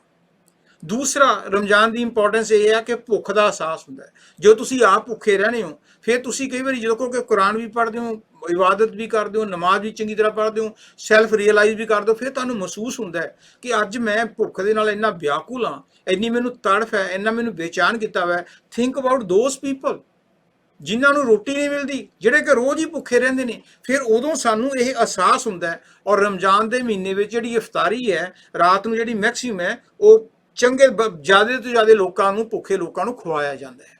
ਉਸੇ ਦਿਨ ਨਹੀਂ ਸਗੋਂ ਕੋਸ਼ਿਸ਼ ਕੀਤੀ ਜਾਂਦੀ ਵੀ ਸਾਰਾ ਸਾਲ ਹੀ ਚੱਲਦਾ ਰਹੇ। ਫਿਰ ਇਹਦੇ ਵਿੱਚ ਇਹ ਵੀ ਯਕੀਨ ਹੈ ਕਿ ਸ਼ੈਤਾਨ ਨੂੰ ਬੰਨ੍ਹ ਲਿਆ ਜਾਂਦਾ ਹੈ। ਮੈਂ ਹੁਣ ਕੱਲ ਇਮਰਾਨ ਖਾਨ ਦੇ ਨੋ ਕੌਨਫੀਡੈਂਸ ਮੋਸ਼ਨ ਸੀਗਾ, ਉੱਥੇ ਸੁਣ ਰਿਹਾ ਸੀਗਾ। ਇਹ ਤਾਂ ਮੈਂ ਦੂਸਰੇ ਪਾਸੇ ਨੂੰ ਲੈ ਗਿਆ, ਵੈਸੇ ਲਿਜਾਣਾ ਨਹੀਂ ਚਾਹੀਦਾ ਸੀ। ਤੇ ਉਹ ਇੱਕ ਬੰਦਾ ਕਹਿ ਰਿਹਾ ਸੀ ਮੁਸਲਿਮ ਲੀਗ ਨੂਨ ਵਾਲਾ ਵੀ ਸ਼ੈਤਾਨ ਨੂੰ ਅਸੀਂ ਬੰਨ੍ਹ ਲੈਣਾ ਕੱਲ ਨੂੰ, ਇਮਰਾਨ ਖਾਨ ਨੂੰ ਕਹਿੰਦੇ ਸੀ। ਪਰ ਜਿਹੜੀ ਅਸਲੀ ਗੱਲ ਹੈ, ਸ਼ੈਤਾਨ ਦੇ ਜਿਹੜੇ ਬੁਰੇ ਕੰਮ ਕਰਨ ਵਾਲੇ ਨੇ ਉਹਨਾਂ ਨੂੰ ਬੰਨ੍ਹ ਲਿਆ ਜਾਂਦਾ, ਕਿਉਂਕਿ ਅਸੀਂ ਇੰਨੇ ਚੰਗੇ ਕੰਮ ਕਰਦੇ ਹਾਂ, ਇੰਨੇ ਚੰਗੇ ਕੰਮ ਕਰਦੇ ਹਾਂ ਕਿ ਸਾਡਾ ਬੁਰਾ ਖਿਆਲ ਹੀ ਨਹੀਂ ਹੁੰਦਾ। ਕਿਉਂਕਿ ਅਸੀਂ ਹਰ ਵਕਤ ਕੁਰਾਨ ਦੇ ਨਾਲ ਰਹਿੰਦੇ ਹਾਂ, ਰੋਜ਼ਾ ਰੱਖਦੇ ਹਾਂ, ਅੱਲਾ ਨੂੰ ਯਾਦ ਕਰਦੇ ਹਾਂ। ਸੋ ਜਿੰਨੀਆਂ ਵੀ ਫਿਰ ਈਵਲ ਫੋਰਸਿਸ ਹੁੰਦੀਆਂ ਨੇ ਉਹ ਸਾਡੇ ਅੱਗੇ ਨਹੀਂ ਆਉਂਦੀਆਂ। ਈਵਲ ਫੋਰਸਿਸ ਉਦੋਂ ਹੀ ਆਉਂਦੀਆਂ ਨੇ ਜਦੋਂ ਅਸੀਂ ਉਹਨਾਂ ਨੂੰ ਹੱਲਾਸ਼ੇਰੀ ਦਿੰਦੇ ਹਾਂ। ਸੋ ਕਿਹਾ ਜਾਂਦਾ ਕਿ ਰਮਜ਼ਾਨ ਦੇ ਮਹੀਨੇ ਦੇ ਵਿੱਚ ਜਿਹੜਾ ਸ਼ੈਤਾਨ ਹੈ ਉਹ ਸਾਡੇ ਤੇ ਕੋਈ ਵੀ ਅਟੈਕ ਕਰਦਾ, ਕਿਉਂਕਿ ਅਸੀਂ ਸਾਡੀਆਂ ਕੋਈ ਸੈਕਸੁਅਲ ਫੀਲਿੰਗਸ ਨਹੀਂ ਹੁੰਦੀਆਂ। ਅਸੀਂ ਬੱਚਿਆਂ ਦੇ ਵਿੱਚ ਵੀ ਅੱਲਾ ਨੂੰ ਦੇਖਦੇ ਹਾਂ, ਖੁਦਾ ਦੇ ਵਿੱਚ ਵੀ ਦੇਖਦੇ ਹਾਂ, ਹਰ ਇਨਸਾਨ ਦੇ ਵਿੱਚ ਦੇਖਦੇ ਹਾਂ। ਸੋ ਜਦੋਂ ਸਾਡੀ ਚੰਗੀ ਭਾਵਨਾ ਹੋਵੇ ਤਾਂ ਫਿਰ ਜਿਹੜੀ ਬੁਰੀਆਂ ਫੋਰਸਿਸ ਨੇ ਉਹ ਸਾਡੇ ਨੇੜੇ ਵੀ ਨਹੀਂ ਆਉਂਦੀਆਂ। ਤੇ ਨਾਲ ਹੀ ਨਾਲ ਇਹ ਗੱਲ ਮੰਨੀ ਜਾਂਦੀ ਹੈ ਕਿ ਰਮਜ਼ਾਨ ਦੇ ਮਹੀਨੇ ਵਿੱਚ ਜੇ ਕਿਸੇ ਨਾਲ ਮਿਸਅੰਡਰਸਟੈਂਡਿੰਗ ਹੋਈ, ਉਹ ਨਫ਼ਰਤ ਹੋਈ ਹੋਵੇ, ਕੋਈ ਲੜਾਈ ਝਗੜਾ ਹੋਇਆ ਹੋਵੇ, ਕੋਈ ਕਿਸੇ ਤਰ੍ਹਾਂ ਵੀ, ਉਹਦੇ ਵਿੱਚ ਇਹ ਮਹਿਸੂਸ ਕੀਤਾ ਜਾਂਦਾ ਕਿ ਹੁਣ ਰਮਜ਼ਾਨ ਦਾ ਮਹੀਨਾ ਆ ਗਿਆ। ਜਦੋਂ ਈਦ ਮਨਾਈ ਜਾਂਦੀ ਹੈ ਐਂਡ ਆਫ ਦਾ ਰਮਜ਼ਾਨ, ਅਖੀਰਲੇ ਰੋਜ਼ੇ ਤੋਂ ਬਾਅਦ, ਤਾਂ ਅਸੀਂ ਘੁੱਟ ਕੇ ਇੱਕ ਦੂਜੇ ਨਾਲ ਜੱਫੀਆਂ ਪਾਉਂਦੇ ਹਾਂ, ਇੱਕ ਦੂਜੇ ਨੂੰ ਵਧਾਈ ਦਿੰਦੇ ਹਾਂ, ਗਿਲੇ ਸ਼ਿਕਵੇ ਦੂਰ ਕਰਦੇ ਹਾਂ। ਜਿਸ ਤਰ੍ਹਾਂ ਹਿੰਦੂਆਂ ਦੇ ਵਿੱਚ ਹੋਲੀ ਹੁੰਦੀ ਹੈ, ਹੋਲੀ ਦੇ ਵਿੱਚ ਅਸੀਂ ਰੰਗ ਛਿੜਕਦੇ ਹਾਂ, ਉਹਦਾ ਇਹੀ ਹੁੰਦਾ ਵੀ ਇੱਕ ਦੂਜੇ ਨੂੰ ਪਾਉਣੇ ਆ, ਹੋਲੀ ਹੈ ਵੀ ਹੋਲੀ ਹੈ, ਉਹ ਜੱਫੀ ਪਾ ਲੈਣੇ। ਫਿਰ ਗੁੱਸੇ ਗਿਲੇ ਜਿਹੜੇ ਹੁੰਦੇ ਨੇ, ਮਿਸਅੰਡਰਸਟੈਂਡਿੰਗ ਹੈ, ਉਹ ਦੂਰ ਹੋ ਜਾਂਦੀ ਹੈ। ਸੋ ਰਮਜ਼ਾਨ ਦੇ ਮਹੀਨੇ ਦੀ ਇਹ ਸਭ ਤੋਂ ਵੱਡੀ ਇੰਪੋਰਟੈਂਸ ਹੈ। ਇੱਕ ਗੱਲ ਜਿਹੜੀ ਰਮਜ਼ਾਨ ਦੇ ਮਹੀਨੇ 'ਚ ਹੈ ਨਾ, ਵੀ ਅਸੀਂ ਰੱਬ ਦੇ ਨੇੜੇ, ਖੁਦਾ ਦੇ ਨੇੜੇ, ਕੁਰਾਨ ਦੇ ਨੇੜੇ ਕਿਵੇਂ ਹੋਵਾਂਗੇ? ਕੁਰਾਨ ਨੂੰ ਅਸੀਂ ਮੈਕਸਿਮਮ ਪੜ੍ਹਦੇ ਹਾਂ, ਵਾਰ-ਵਾਰ ਪੜ੍ਹਦੇ ਹਾਂ। ਨਮਾਜ਼ ਜਿਹੜੀ ਹੈਗੀ ਨਾ, it's A farm of worship, it's A farm of meditation. ਜਦੋਂ ਨਮਾਜ਼ ਪੜ੍ਹਦੇ ਹਾਂ ਦਿਨ ਦੇ ਵਿੱਚ 365 ਦੇ 365 ਦਿਨ ਦੇ ਵਿੱਚ 5 ਵਾਰ ਨਮਾਜ਼ ਪੜ੍ਹੀ ਜਾਂਦੀ ਹੈ। ਉਹ ਜਦੋਂ ਨਮਾਜ਼ ਈਵਨ ਜਿੱਥੇ ਵੀ ਹੁੰਦੇ ਆ ਨਾ, ਉਹ ਮੈਂ ਨਾ ਭੁੱਲ ਗਿਆ, ਈਵਨ ਨਮਾਜ਼ ਸ਼ੁਰੂ ਕਰਨ ਤੋਂ ਪਹਿਲਾਂ ਸਮਥਿੰਗ ਅਨਾਉਂਸ ਕਰਦੇ, ਆਵਾਜ਼ ਆਉਂਦੀ, ਅਜ਼ਾਨ ਜਿਵੇਂ ਕਹਿ ਲਓ ਵੀ ਇੱਕ ਘੰਟੀ ਵੱਜਦੀ ਹੈ, ਉਹ ਸਾਰੇ ਲੋਕਾਂ ਨੂੰ ਜਿੱਥੇ ਵੀ ਘੰਟੀ ਸੁਣਦੀ ਹੈ ਉਹਨੂੰ ਹੁੰਦੀ ਹੈ ਵੀ ਨਮਾਜ਼ ਦਾ ਟਾਈਮ ਸ਼ੁਰੂ ਹੋ ਗਿਆ। ਸੋ ਉਹਦੇ ਲਈ ਸਭ ਤੋਂ ਇੰਪੋਰਟੈਂਟ ਇਹ ਆ ਵੀ ਈਵਨ ਸਾਊਦੀ ਅਰੇਬੀਆ ਦੇ ਵਿੱਚ ਈਵਨ ਮਾਲ ਵੀ ਬੰਦ ਹੋ ਜਾਂਦੇ ਨੇ, ਬਾਜ਼ਾਰ ਵੀ ਬੰਦ ਹੋ ਜਾਂਦੇ ਨੇ। ਕਿਉਂ? ਬਿਜ਼ਨਸ ਸਭ ਬੰਦ ਕਰ ਦਿੰਦੇ ਨੇ। ਉਹ ਕਹਿੰਦੇ ਨੇ ਬਿਜ਼ਨਸ ਤਾਂ ਦੁਨੀਆ ਦੇ ਪੈਸੇ ਨੇ, ਸਭ ਤੋਂ ਇੰਪੋਰਟੈਂਟ ਆ ਵੀ ਅੱਲਾ ਸਾਨੂੰ ਯਾਦ ਕਰ ਰਿਹਾ। ਸੋ ਲੈਟਸ ਪ੍ਰੇ, ਲੈਟਸ ਡੂ ਨਮਾਜ਼। ਸੋ ਜਿਹੜੀ ਨਮਾਜ਼ ਹੈ ਉਹ ਹਮੇਸ਼ਾ ਬੂਜੂ ਕਰਕੇ, ਇਹ ਤਾਂ ਵੈਸੇ ਸਾਰੇ ਹੀ ਕਰਦੇ ਨੇ। ਬੂਜੂ ਦਾ ਮਤਲਬ ਇਹ ਉਰਦੂ ਦਾ ਸ਼ਬਦ ਹੈ, ਹੱਥ ਮੂੰਹ ਪੈਰ ਧੋ ਕੇ ਵੀ ਸਾਫ਼ ਸੁਥਰੇ ਹੋ ਕੇ ਅਸੀਂ ਨਮਾਜ਼ ਪੜ੍ਹਦੇ ਹਾਂ। 5 ਪ੍ਰਕਾਰ ਦੀ ਦਿਨ ਦੇ ਵਿੱਚ ਨਮਾਜ਼ ਹੁੰਦੀ ਹੈ। ਇੱਕ ਫਜਰ ਦੀ ਨਮਾਜ਼ ਹੁੰਦੀ ਹੈ, ਇਹ ਸਵੇਰੇ ਜਿਹੜੀ ਕੱਲ ਸ਼ੁਰੂ ਹੋਈ ਹੈ, ਉਹ 5:30 ਦੇ ਉੱਤੇ ਮੈਂ ਪੜ੍ਹੀ ਸੀਗੀ ਕਿ 5:30 ਵਜੇ ਇਹ ਫਜਰ ਦੀ ਨਮਾਜ਼ ਕੱਲ ਸ਼ੁਰੂ ਹੋਈ ਸੀਗੀ। ਉਸ ਤੋਂ ਬਾਅਦ ਦੁਰੂਦ ਦੀ ਹੈ, ਫਿਰ ਅਸ਼ਰ ਦੀ ਹੈ, ਮਗਰੀਬ ਦੀ ਹੈ, ਈਸ਼ਾ ਦੀ ਹੈ ਨਮਾਜ਼। ਇਹ ਰਾਤ ਵੇਲੇ 5 ਤਰ੍ਹਾਂ ਦੀਆਂ, ਔਰ ਹਰ ਬੰਦਾ ਪੜ੍ਹਦਾ ਹੈ, ਡਜ਼ਨਟ ਮੈਟਰ ਕੁਛ ਵੀ ਹੈ। ਤਾਂ ਕਿ ਇਸ ਤੋਂ ਇਲਾਵਾ ਇਹਦੇ ਵਿੱਚ ਸਦਕਾ ਤੇ ਜ਼ਕਾਤ ਵੀ ਦਿੱਤੀ ਜਾਂਦੀ ਹੈ, ਪੁੰਨਦਾਨ ਕੀਤਾ ਜਾਂਦਾ ਹੈ। ਜ਼ਕਾਤ ਇਹ ਹੈ ਵੀ ਜਿੰਨੀ ਵੀ ਤੁਹਾਡੀ ਇਨਕਮ ਹੈ ਉਹਦਾ ਜਿਹੜਾ 2.5% ਹੈ, 2.5 ਕਹਿ ਲਓ, ਜੋ 2.5 ਜਿੰਨੀ ਵੀ ਤੁਹਾਡੀ ਬਣਦੀ ਹੈ। ਜੇ ਇੱਕ ਬੰਦੇ ਦਾ $1,00,000 ਹੈ ਤਾਂ ਜਿੰਨੇ ਵੀ ਹੋ ਗਏ ਉਹ ਰਮਜ਼ਾਨ ਦੇ ਮਹੀਨੇ ਵਿੱਚ ਆਪਾਂ ਚੈਰਿਟੀ ਤੇ ਲਾਉਣੇ ਆ। ਕੋਈ ਮਸਜਿਦ ਦੇ ਦਿੰਦਾ, ਕੋਈ ਗਰੀਬਾਂ ਨੂੰ ਦੇ ਦਿੰਦਾ, ਕੁਛ ਵੀ ਤੁਸੀਂ ਦੇ ਸਕਦੇ ਹੋ। ਕੋਈ ਹਸਪੀਟਲਾਂ ਦੇ ਵਿੱਚ ਦਿੰਦਾ, ਉਹ ਤੁਸੀਂ ਚੰਗਾ ਕੰਮ ਕਰਦੇ ਹੋ। ਜਿੰਨਾ ਅਸੀਂ ਕਮਾਇਆ ਹੱਕ ਹਲਾਲ ਦੀ ਕਮਾਈ ਦੇ ਵਿੱਚ ਹੈ, ਉਹ ਸਦਕਾ ਤੇ ਜ਼ਕਾਤ ਦਾ ਤੇ ਪ੍ਰਿੰਸੀਪਲ ਹੈ। ਨਾਲ ਇਹ ਵੀ ਪ੍ਰਿੰਸੀਪਲ ਹੈ ਕਿ ਅਸੀਂ ਆਪਾਂ ਹਜ ਨੂੰ ਵੀ ਜਾਂਦੇ ਹਾਂ। ਜ਼ਿੰਦਗੀ ਦੇ ਵਿੱਚ ਇੱਕ ਵਾਰ ਜ਼ਰੂਰ ਜਾਓ, ਕਿਉਂਕਿ ਆਪਾਂ ਮੱਕੇ ਮਦੀਨੇ ਜਾਂਦੇ ਹਾਂ, ਇਹ ਮਹਿਸੂਸ ਕੀਤਾ ਜਾਂਦਾ ਵੀ ਜਦੋਂ ਅਸੀਂ ਕਾਬੇ ਦੇ ਵਿੱਚ ਜਾ ਕੇ ਬਾਂਗ ਸੁਣਦੇ ਹਾਂ ਤੇ ਉਹ ਸਾਡੀ ਜ਼ਿੰਦਗੀ ਦਾ ਜਿਹੜਾ ਪਰਪਸ ਪੂਰਾ ਹੋ ਜਾਂਦਾ ਹੈ। ਅਸੀਂ ਅੱਲਾ ਦੇ ਨਾਲ ਮਿਲ ਸਕਦੇ ਹਾਂ, ਅੱਲਾ ਕੋਲ ਵਾਪਸ ਚਲੇ ਜਾਵਾਂਗੇ। ਇਹਨੂੰ ਹਜ ਕਹਿੰਦੇ ਹਾਂ। ਫਿਰ ਈਦ ਉਲ ਫਿਤਰ ਜਿਹੜੀ ਹੈ, ਆਪਾਂ ਮਿੱਠੀ ਈਦ ਕਹਿ ਲਓ ਦੇਸੀ ਤਰੀਕੇ ਨਾਲ। ਇਹ ਜਿਹੜੀ ਮਿੱਠੀ ਈਦ ਕੀ ਹੈ? ਇੱਕ ਦੂਜੇ ਨੂੰ ਵਧਾਈਆਂ ਦਿੰਦੇ ਆ। ਜਿਵੇਂ ਆਪਾਂ ਕਹਿੰਦੇ ਨਾ ਜੀ ਦੀਵਾਲੀ ਮੁਬਾਰਕ ਹੋਵੇ, ਉਹ ਵੀ ਕਹਿੰਦੇ ਤੁਹਾਨੂੰ ਵੀ ਹੋਵੇ ਜੀ। ਇੱਥੇ ਜਦੋਂ ਆਪਾਂ ਕਹਿੰਦੇ ਆ ਵੀ ਈਦ ਮੁਬਾਰਕ, ਉਹ ਕਹਿੰਦੇ ਨੇ ਖੈਰ ਮੁਬਾਰਕ। ਸੋ ਇਹਨਾਂ ਦਾ ਮਤਲਬ ਗੱਲ ਕਹਿਣ ਦਾ ਢੰਗ ਹੈ, ਮਤਲਬ ਇੱਕੋ ਹੀ ਹੈ। ਜਦੋਂ ਆਪਾਂ ਕਿਸੇ ਨੂੰ ਗੁੱਡ ਵਿਸ਼ਿਸ ਕਰਦੇ ਹਾਂ, ਉਹ ਵੀ ਉਸ ਬਦਲੇ ਵਿੱਚ ਸਾਡੇ ਬਾਰੇ ਵੀ ਉਹ ਗੁੱਡ ਵਿਸ਼ਿਸ ਕਰਦਾ ਹੈ। ਸੋ ਜਿਹੜੀ ਈਦ ਉਲ ਫਿਤਰ ਹੈ, ਉਹ may Allah bless you with good health, happiness and prosperity. May Allah be with you always, ਕਿ ਅੱਲਾ ਪਰਮਾਤਮਾ ਉਹ ਜਿਹੜੀ ਸੁਪਰੀਮ ਪਾਵਰ ਹੈ ਉਹ ਤੁਹਾਡੇ ਨਾਲ ਹਮੇਸ਼ਾ ਨਾਲ ਰਹੇ। ਦੇਖੋ ਈਦ ਦੇ ਵਿੱਚ ਕੀ ਹੈ, ਮੈਨੂੰ ਵੈਸੇ ਮੈਂ ਸਾਖੀਆਂ ਤਾਂ ਮੇਰੇ ਕੋਲ ਟਾਈਮ ਹੈ, ਜਿੰਨੀਆਂ ਕੁਈਆਂ ਮੈਂ ਤੁਹਾਨੂੰ ਸੁਣਾਉਂਗਾ ਵੀ, ਪੁਰਾਣੀਆਂ ਪੜ੍ਹੀਆਂ ਵੀ ਥੋੜੀ ਮੋਟੇ ਅੱਖਰਾਂ ਦਾ ਵਿੱਚ ਫਰਕ ਹੋ ਸਕਦਾ ਹੈ। ਕਹਿੰਦੇ ਇੱਕ ਵਾਰ ਜਦੋਂ ਈਦ ਹਜ਼ਰਤ ਮੁਹੰਮਦ ਸਾਹਿਬ ਦੇ ਟਾਈਮ ਦੀ ਗੱਲ ਹੈ, ਉਹਨਾਂ ਦੇ ਜਿਹੜੇ ਦੋ ਨਾਤੀ ਸੀਗੇ, ਨਾਤੀ ਕਹਿੰਦੇ ਨੇ ਆਪਾਂ ਉਹਨਾਂ ਦੀ ਲੜਕੀ ਦੇ ਬੱਚੇ, ਨਾਤੀ ਭਾਂਜਿਆਂ ਨੂੰ ਕਹਿੰਦੇ ਆਪਾਂ, ਜਿਹੜੇ ਦੋ ਬੱਚੇ ਸੀ ਹਸਨ ਤੇ ਹੁਸੈਨ, ਉਹ ਉਹਨਾਂ ਨੇ ਉਂਗਲਾਂ ਫੜੀਆਂ ਸੀਗੀਆਂ ਤੇ ਉਹ ਨਮਾਜ਼ ਜਾ ਰਹੇ ਸੀਗੇ ਹਜ਼ਰਤ ਮੁਹੰਮਦ ਸਾਹਿਬ। ਤੇ ਜਦੋਂ ਉਹ ਇੱਕ ਗਰਾਊਂਡ ਵਿੱਚ ਦੀ ਨਿਕਲੇ, ਤਾਂ ਉਹਨਾਂ ਨੇ ਦੇਖਿਆ ਕਿ ਬੱਚੇ ਖੇਡ ਰਹੇ ਨੇ। ਜਦੋਂ ਉਹ ਖੇਡ ਰਹੇ ਸੀਗੇ ਤੇ ਇੱਕ ਉਹਨਾਂ 'ਚ ਬੱਚਾ ਰੋ ਰਿਹਾ ਸੀ, ਉਦਾਸ ਬੈਠਾ ਸੀ। ਹਜ਼ਰਤ ਮੁਹੰਮਦ ਸਾਹਿਬ, ਪ੍ਰੋਫਿਟ ਸਾਹਿਬ, ਉਹਨਾਂ ਦੇ ਕੋਲੇ ਗਏ ਤੇ ਉਹਨੂੰ ਪੁੱਛਿਆ, ਬੇਟਾ ਤੂੰ ਉਦਾਸ ਕਿਉਂ, ਤੂੰ ਰੋ ਕਿਉਂ ਰਿਹਾ? ਉਹ ਕਹਿੰਦਾ ਜੀ ਮੈਂ ਯਤੀਮ ਹਾਂ, ਮੇਰਾ ਅੱਬੂ, ਜਿਹਨੂੰ ਆਪਾਂ ਫਾਦਰ ਕਹਿ ਦਿੰਦੇ ਹਾਂ, ਪਿਤਾ ਕਹਿ ਦਿੰਦੇ ਹਾਂ, ਵੀ ਮੇਰੇ ਅੱਬੂ ਦੀ ਡੈਥ ਹੋ ਗਈ, ਇਸ ਕਰਕੇ ਮੈਂ ਰੋ ਰਿਹਾ। ਕਿਉਂਕਿ ਉਹ ਬੱਚੇ ਨੂੰ ਵੀ ਪਤਾ ਸੀ ਵੀ ਇਹ ਹਜ਼ਰਤ ਮੁਹੰਮਦ ਨੇ। ਸੋ ਉਹਨਾਂ ਨੇ ਕੀ ਕੀਤਾ, ਮੁਹੰਮਦ ਸਾਹਿਬ ਨੇ ਉਹ ਬੱਚੇ ਨੂੰ ਕੀ ਕੀਤਾ, ਹਸਨ ਤੇ ਹੁਸੈਨ ਦੀ ਉਂਗਲੀ ਛੱਡਤੀ ਤੇ ਉਹ ਬੱਚੇ ਦੀ ਉਂਗਲੀ ਫੜ ਕੇ ਹਸਨ ਹੁਸੈਨ ਪਿੱਛੇ ਤੁਰਿਆ, ਉਹਨੂੰ ਆਪਣੇ ਘਰ ਲੈ ਆਏ। ਜਦੋਂ ਘਰ ਲੈ ਆਏ ਤੇ ਉਹਨੂੰ ਆਪਣੇ ਹੱਥ ਨਾਲ ਇਸ਼ਨਾਨ ਕਰਵਾਇਆ, ਨਵਾਇਆ ਉਹਨੂੰ, ਫਿਰ ਉਹਨੂੰ ਖਾਣਾ ਖਿਲਾਇਆ, ਫਿਰ ਕੱਪੜੇ ਨਵੇਂ ਪਵਾਏ, ਫਿਰ ਉਹਨੂੰ ਮਠਿਆਈ ਦਿੱਤੀ। ਤੇ ਜਦੋਂ ਮਠਿਆਈ ਦਿੱਤੀ, ਬੱਚੇ ਦੇ ਮੂੰਹ ਤੇ ਸਮਾਈਲ ਆਈ ਨਹੀਂ। ਤੇ ਉਹਨਾਂ ਨੇ, ਹਜ਼ਰਤ ਸਾਹਿਬ ਨੇ ਪੁੱਛਿਆ ਮੁਹੰਮਦ ਸਾਹਿਬ ਨੇ ਵੀ ਬੇਟਾ ਤੂੰ ਖੁਸ਼ ਹੈ ਹੁਣ ਤਾਂ? ਉਹ ਕਹਿੰਦਾ ਇਸ ਸਾਲ ਤਾਂ ਤੁਸੀਂ ਮੈਨੂੰ ਦੇਤਾ, ਕਿਉਂਕਿ ਇਸ ਸਾਲ ਤਾਂ ਤੁਸੀਂ ਮੈਨੂੰ ਕੱਪੜੇ ਦੇਤੇ, ਈਦ ਮੇਰੀ ਤੁਸੀਂ ਮਨਾ ਲਈ, ਪਰ ਨੈਕਸਟ ਈਅਰ ਕੌਣ ਮਨਾਊਗਾ? ਮੇਰਾ ਫਾਦਰ ਤਾਂ ਹੈ ਹੀ ਨਹੀਂ। ਤੇ ਹਜ਼ਰਤ ਮੁਹੰਮਦ ਸਾਹਿਬ ਨੇ ਉਹਦੇ ਸਿਰ ਤੇ ਹੱਥ ਰੱਖਿਆ ਕਿ ਅੱਜ ਤੋਂ ਬਾਅਦ ਮੈਂ ਹੀ ਤੇਰਾ ਫਾਦਰ। ਤੁਸੀਂ ਦੇਖ ਲਓ, ਜਿਹੜੇ ਪਹੁੰਚੇ ਹੁੰਦੇ ਸੰਤ ਮਹਾਤਮਾ ਪੈਗੰਬਰ ਹੁੰਦੇ ਨੇ ਨਾ, ਉਹ ਕਿਸੇ ਧਰਮ ਦੇ ਠੇਕੇਦਾਰ ਨਹੀਂ ਹੁੰਦੇ, ਉਹ ਤਾਂ ਕੁੱਲ ਦੁਨੀਆ ਦੇ ਹੀ ਹੁੰਦੇ ਨੇ ਪਰਮਾਤਮਾ, ਉਹ ਕੁੱਲ ਦੁਨੀਆ ਦੇ ਹੀ ਪੈਗੰਬਰ ਹੁੰਦੇ ਨੇ। ਸੋ ਕਹਿੰਦੇ ਨੇ ਵੀ ਉਸ ਤੋਂ ਬਾਅਦ ਉਹਨਾਂ ਨੇ ਮਸਜਿਦ ਜਾਣਾ ਸੀਗਾ ਤੇ ਹਸਨ ਤੇ ਹੁਸੈਨ, ਜਿਹੜੇ ਉਹਨਾਂ ਦੀ ਫਾਤਿਮਾ, ਮੇਰੀ ਬੇਟੀ ਦਾ ਨਾਂ ਸੀ ਫਾਤਿਮਾ, ਉਹਦੇ ਜਿਹੜੇ ਦੋ ਬੱਚੇ ਸੀ ਹਸਨ ਤੇ ਹੁਸੈਨ, ਉਹਨਾਂ ਦੀ ਉਂਗਲੀ ਫੜ ਲਈ ਉਸੇ ਤਰ੍ਹਾਂ ਦੋਨਾਂ ਹੱਥਾਂ ਦੇ ਨਾਲ, ਤੇ ਜਿਹੜਾ ਉਹ ਬੱਚਾ ਸੀਗਾ ਉਹਨੂੰ ਆਪਣੇ ਮੋਢਿਆਂ ਦੇ ਉੱਤੇ ਬਿਠਾ ਲਿਆ। ਤੇ ਜਦੋਂ ਮੋਢਿਆਂ ਤੇ ਬਿਠਾਇਆ, ਗਰਾਊਂਡ ਵਿੱਚ ਨਿਕਲ ਕੇ ਬੱਚੇ ਵੀ ਬੜੇ ਹੈਰਾਨ ਵੀ ਹਜ਼ਰਤ ਸਾਹਿਬ ਨੇ, ਬੜੀ ਕਮਾਲ ਦੀ ਗੱਲ ਆ, ਮੋਢਿਆਂ ਤੇ ਬੈਠਾ ਜਾਂਦਾ, ਬੜਾ ਖੁਸ਼। ਜਦੋਂ ਕਹਿੰਦੇ ਅਬੂ ਬਕਰ, ਜਿਹੜੇ ਹੁਣ ਮੈਂ ਉਸ ਚੱਕਰ 'ਚ ਨਹੀਂ ਪੈਂਦਾ, ਸੁੰਨੀ ਤੇ ਦੇ ਅਬੂ ਬਕਰ ਜਿਹੜੇ ਸੀਗੇ, ਉਹ ਮਸਜਿਦ ਜਾ ਕੇ ਦੇਖਿਆ ਵੀ ਮੁਹੰਮਦ ਸਾਹਿਬ ਆ ਰਹੇ ਨੇ, ਕਿਉਂਕਿ ਉਹਨਾਂ ਨੇ ਆ ਕੇ ਨਮਾਜ਼ ਪੜ੍ਹਨੀ ਸੀਗੀ ਈਦ ਦੀ। ਸੋ ਦੇਖ ਕੇ ਬੜੇ ਖੁਸ਼ ਹੈ ਵੀ ਆਪਾਂ ਨੂੰ ਨਹੀਂ ਹੁੰਦਾ ਜੇ ਸਾਡਾ ਕੋਈ ਗੁਰੂ, ਸਾਡਾ ਕੋਈ ਪੀਰ ਪੈਗੰਬਰ ਸਾਨੂੰ ਮੋਢਿਆਂ ਤੇ ਚੱਕ ਲੇ, ਸਾਨੂੰ ਗੋਦੀ 'ਚ ਬਿਠਾ ਲੇ, ਸਾਰੇ ਆਪਾਂ ਕਹਿੰਦੇ ਵੀ ਹੀ ਸੋ ਲੱਕੀ। ਸੋ ਉਹਨਾਂ ਦੇ ਮੋਢੇ ਤੇ ਬੈਠ ਗਿਆ ਸੀ। ਸੋ ਪੀਰ ਜਿਹੜੇ ਸੀਗੇ ਮੁਹੰਮਦ ਸਾਹਿਬ, ਤਾਂ ਹੀ ਲੋਕ ਅੱਜ ਉਹਨਾਂ ਨੂੰ ਸਿਜਦਾ ਕਰਦੇ ਆ, ਤਾਂ ਹੀ ਲੋਕ ਅੱਜ ਉਹਨਾਂ ਨੂੰ ਯਾਦ ਕਰਦੇ, ਤਾਂ ਹੀ ਉਹਨਾਂ ਦੇ ਸਾਡੇ ਦਿਮਾਗ 'ਚ ਡਰ ਹੈ ਵੀ ਕੋਈ ਗਲਤ ਕੰਮ ਨਹੀਂ ਕਰਨਾ। ਉਹ ਜਦੋਂ ਆਏ ਨੇ, ਉਹਨਾਂ ਨੇ ਆਪਣੇ ਆਪ ਨੂੰ ਐਗਜ਼ਾਮਪਲ ਬਣਾ ਕੇ ਦਿੱਤਾ, ਆਪਣੇ ਆਪ ਨਹੀਂ ਅੱਖਾਂ ਮੀਚ ਕੇ ਬਣੇ। ਉਹਨਾਂ ਦੀ ਰਹਿਣੀ ਸਹਿਣੀ ਇੰਨੀ ਵਧੀਆ ਹੁੰਦੀ ਹੈ ਤਾਂ ਕਿ ਲੋਕ ਤਾਂ ਹੀ ਉਹਨਾਂ ਨੂੰ ਯਾਦ ਕਰਦੇ ਨੇ, ਤਾਂ ਹੀ ਉਹਨਾਂ ਨੂੰ ਪਿਆਰ ਕਰਦੇ ਨੇ, ਤਾਂ ਹੀ ਉਹਨਾਂ ਦੀ ਰਿਸਪੈਕਟ ਕਰਦੇ ਨੇ। ਕਹਿੰਦੇ ਨੇ ਜਦੋਂ ਉਹਨਾਂ ਨੇ ਮੈਡੀਟੇਸ਼ਨ ਕਰਦੇ ਹੁੰਦੇ ਸੀਗੇ ਘਾਟੀ ਦੇ ਵਿੱਚ, ਹੀਰਾ ਘਾਟ, ਜਿੱਥੇ ਵੀ ਮੈਡੀਟੇਸ਼ਨ ਕਰਦੇ ਸੀ, ਗੁਫਾ 'ਚ ਜਾ ਕੇ ਹੀਰਾ, ਤੇ ਉੱਥੇ ਜਦੋਂ ਕਰਦੇ ਸੀ ਮੈਡੀਟੇਸ਼ਨ, ਉਸ ਜੋ ਹਾਲਾਂਕਿ ਉਹਨਾਂ ਨੇ ਆਪਣੇ ਆਪ ਨੂੰ ਡਿਕਲੇਅਰ ਨਹੀਂ ਕੀਤਾ ਸੀ, ਪੈਗੰਬਰ ਡਿਕਲੇਅਰ ਨਹੀਂ ਕੀਤਾ ਸੀਗਾ।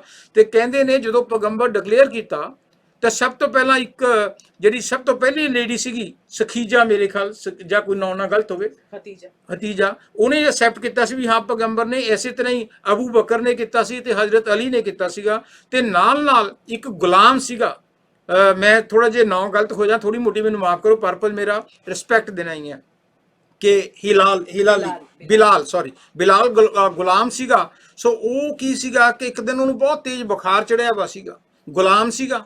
ਗੁਲਾਮਾਂ ਦਾ ਕੀ ਹੈ, ਮੈਂ ਖੁਦ ਜਾ ਕੇ ਹੁਣ ਵੀ ਜਦੋਂ ਮੈਂ ਕੈਰੇਬੀਅਨ ਆਈਲੈਂਡ ਦੇ ਸਾਰੇ ਤਕਰੀਬਨ ਦੇਖੇ ਨੇ, ਕੈਰੇਬੀਅਨ ਆਈਲੈਂਡ ਉੱਥੇ ਗੁਲਾਮਾਂ ਦੇ ਘਰ ਬਣੇ ਨੇ, ਦੇਖਣ ਵਾਲੇ ਹੁੰਦੇ ਨੇ, ਉਹਨਾਂ ਨੂੰ ਲੋਕ ਬਾਏ ਕਰ ਲੈਂਦੇ, ਫਿਰ ਜਿਹੜਾ ਮਰਜ਼ੀ ਕੰਮ ਕਰੋ, ਜੋ ਮਰਜ਼ੀ ਦਿਓ, ਜਿਸ ਤਰ੍ਹਾਂ ਆਪਾਂ ਜਾਨਵਰਾਂ ਨੂੰ ਰੱਖਦੇ ਇਸ ਤਰ੍ਹਾਂ ਦਾ ਹਾਲ ਸੀ।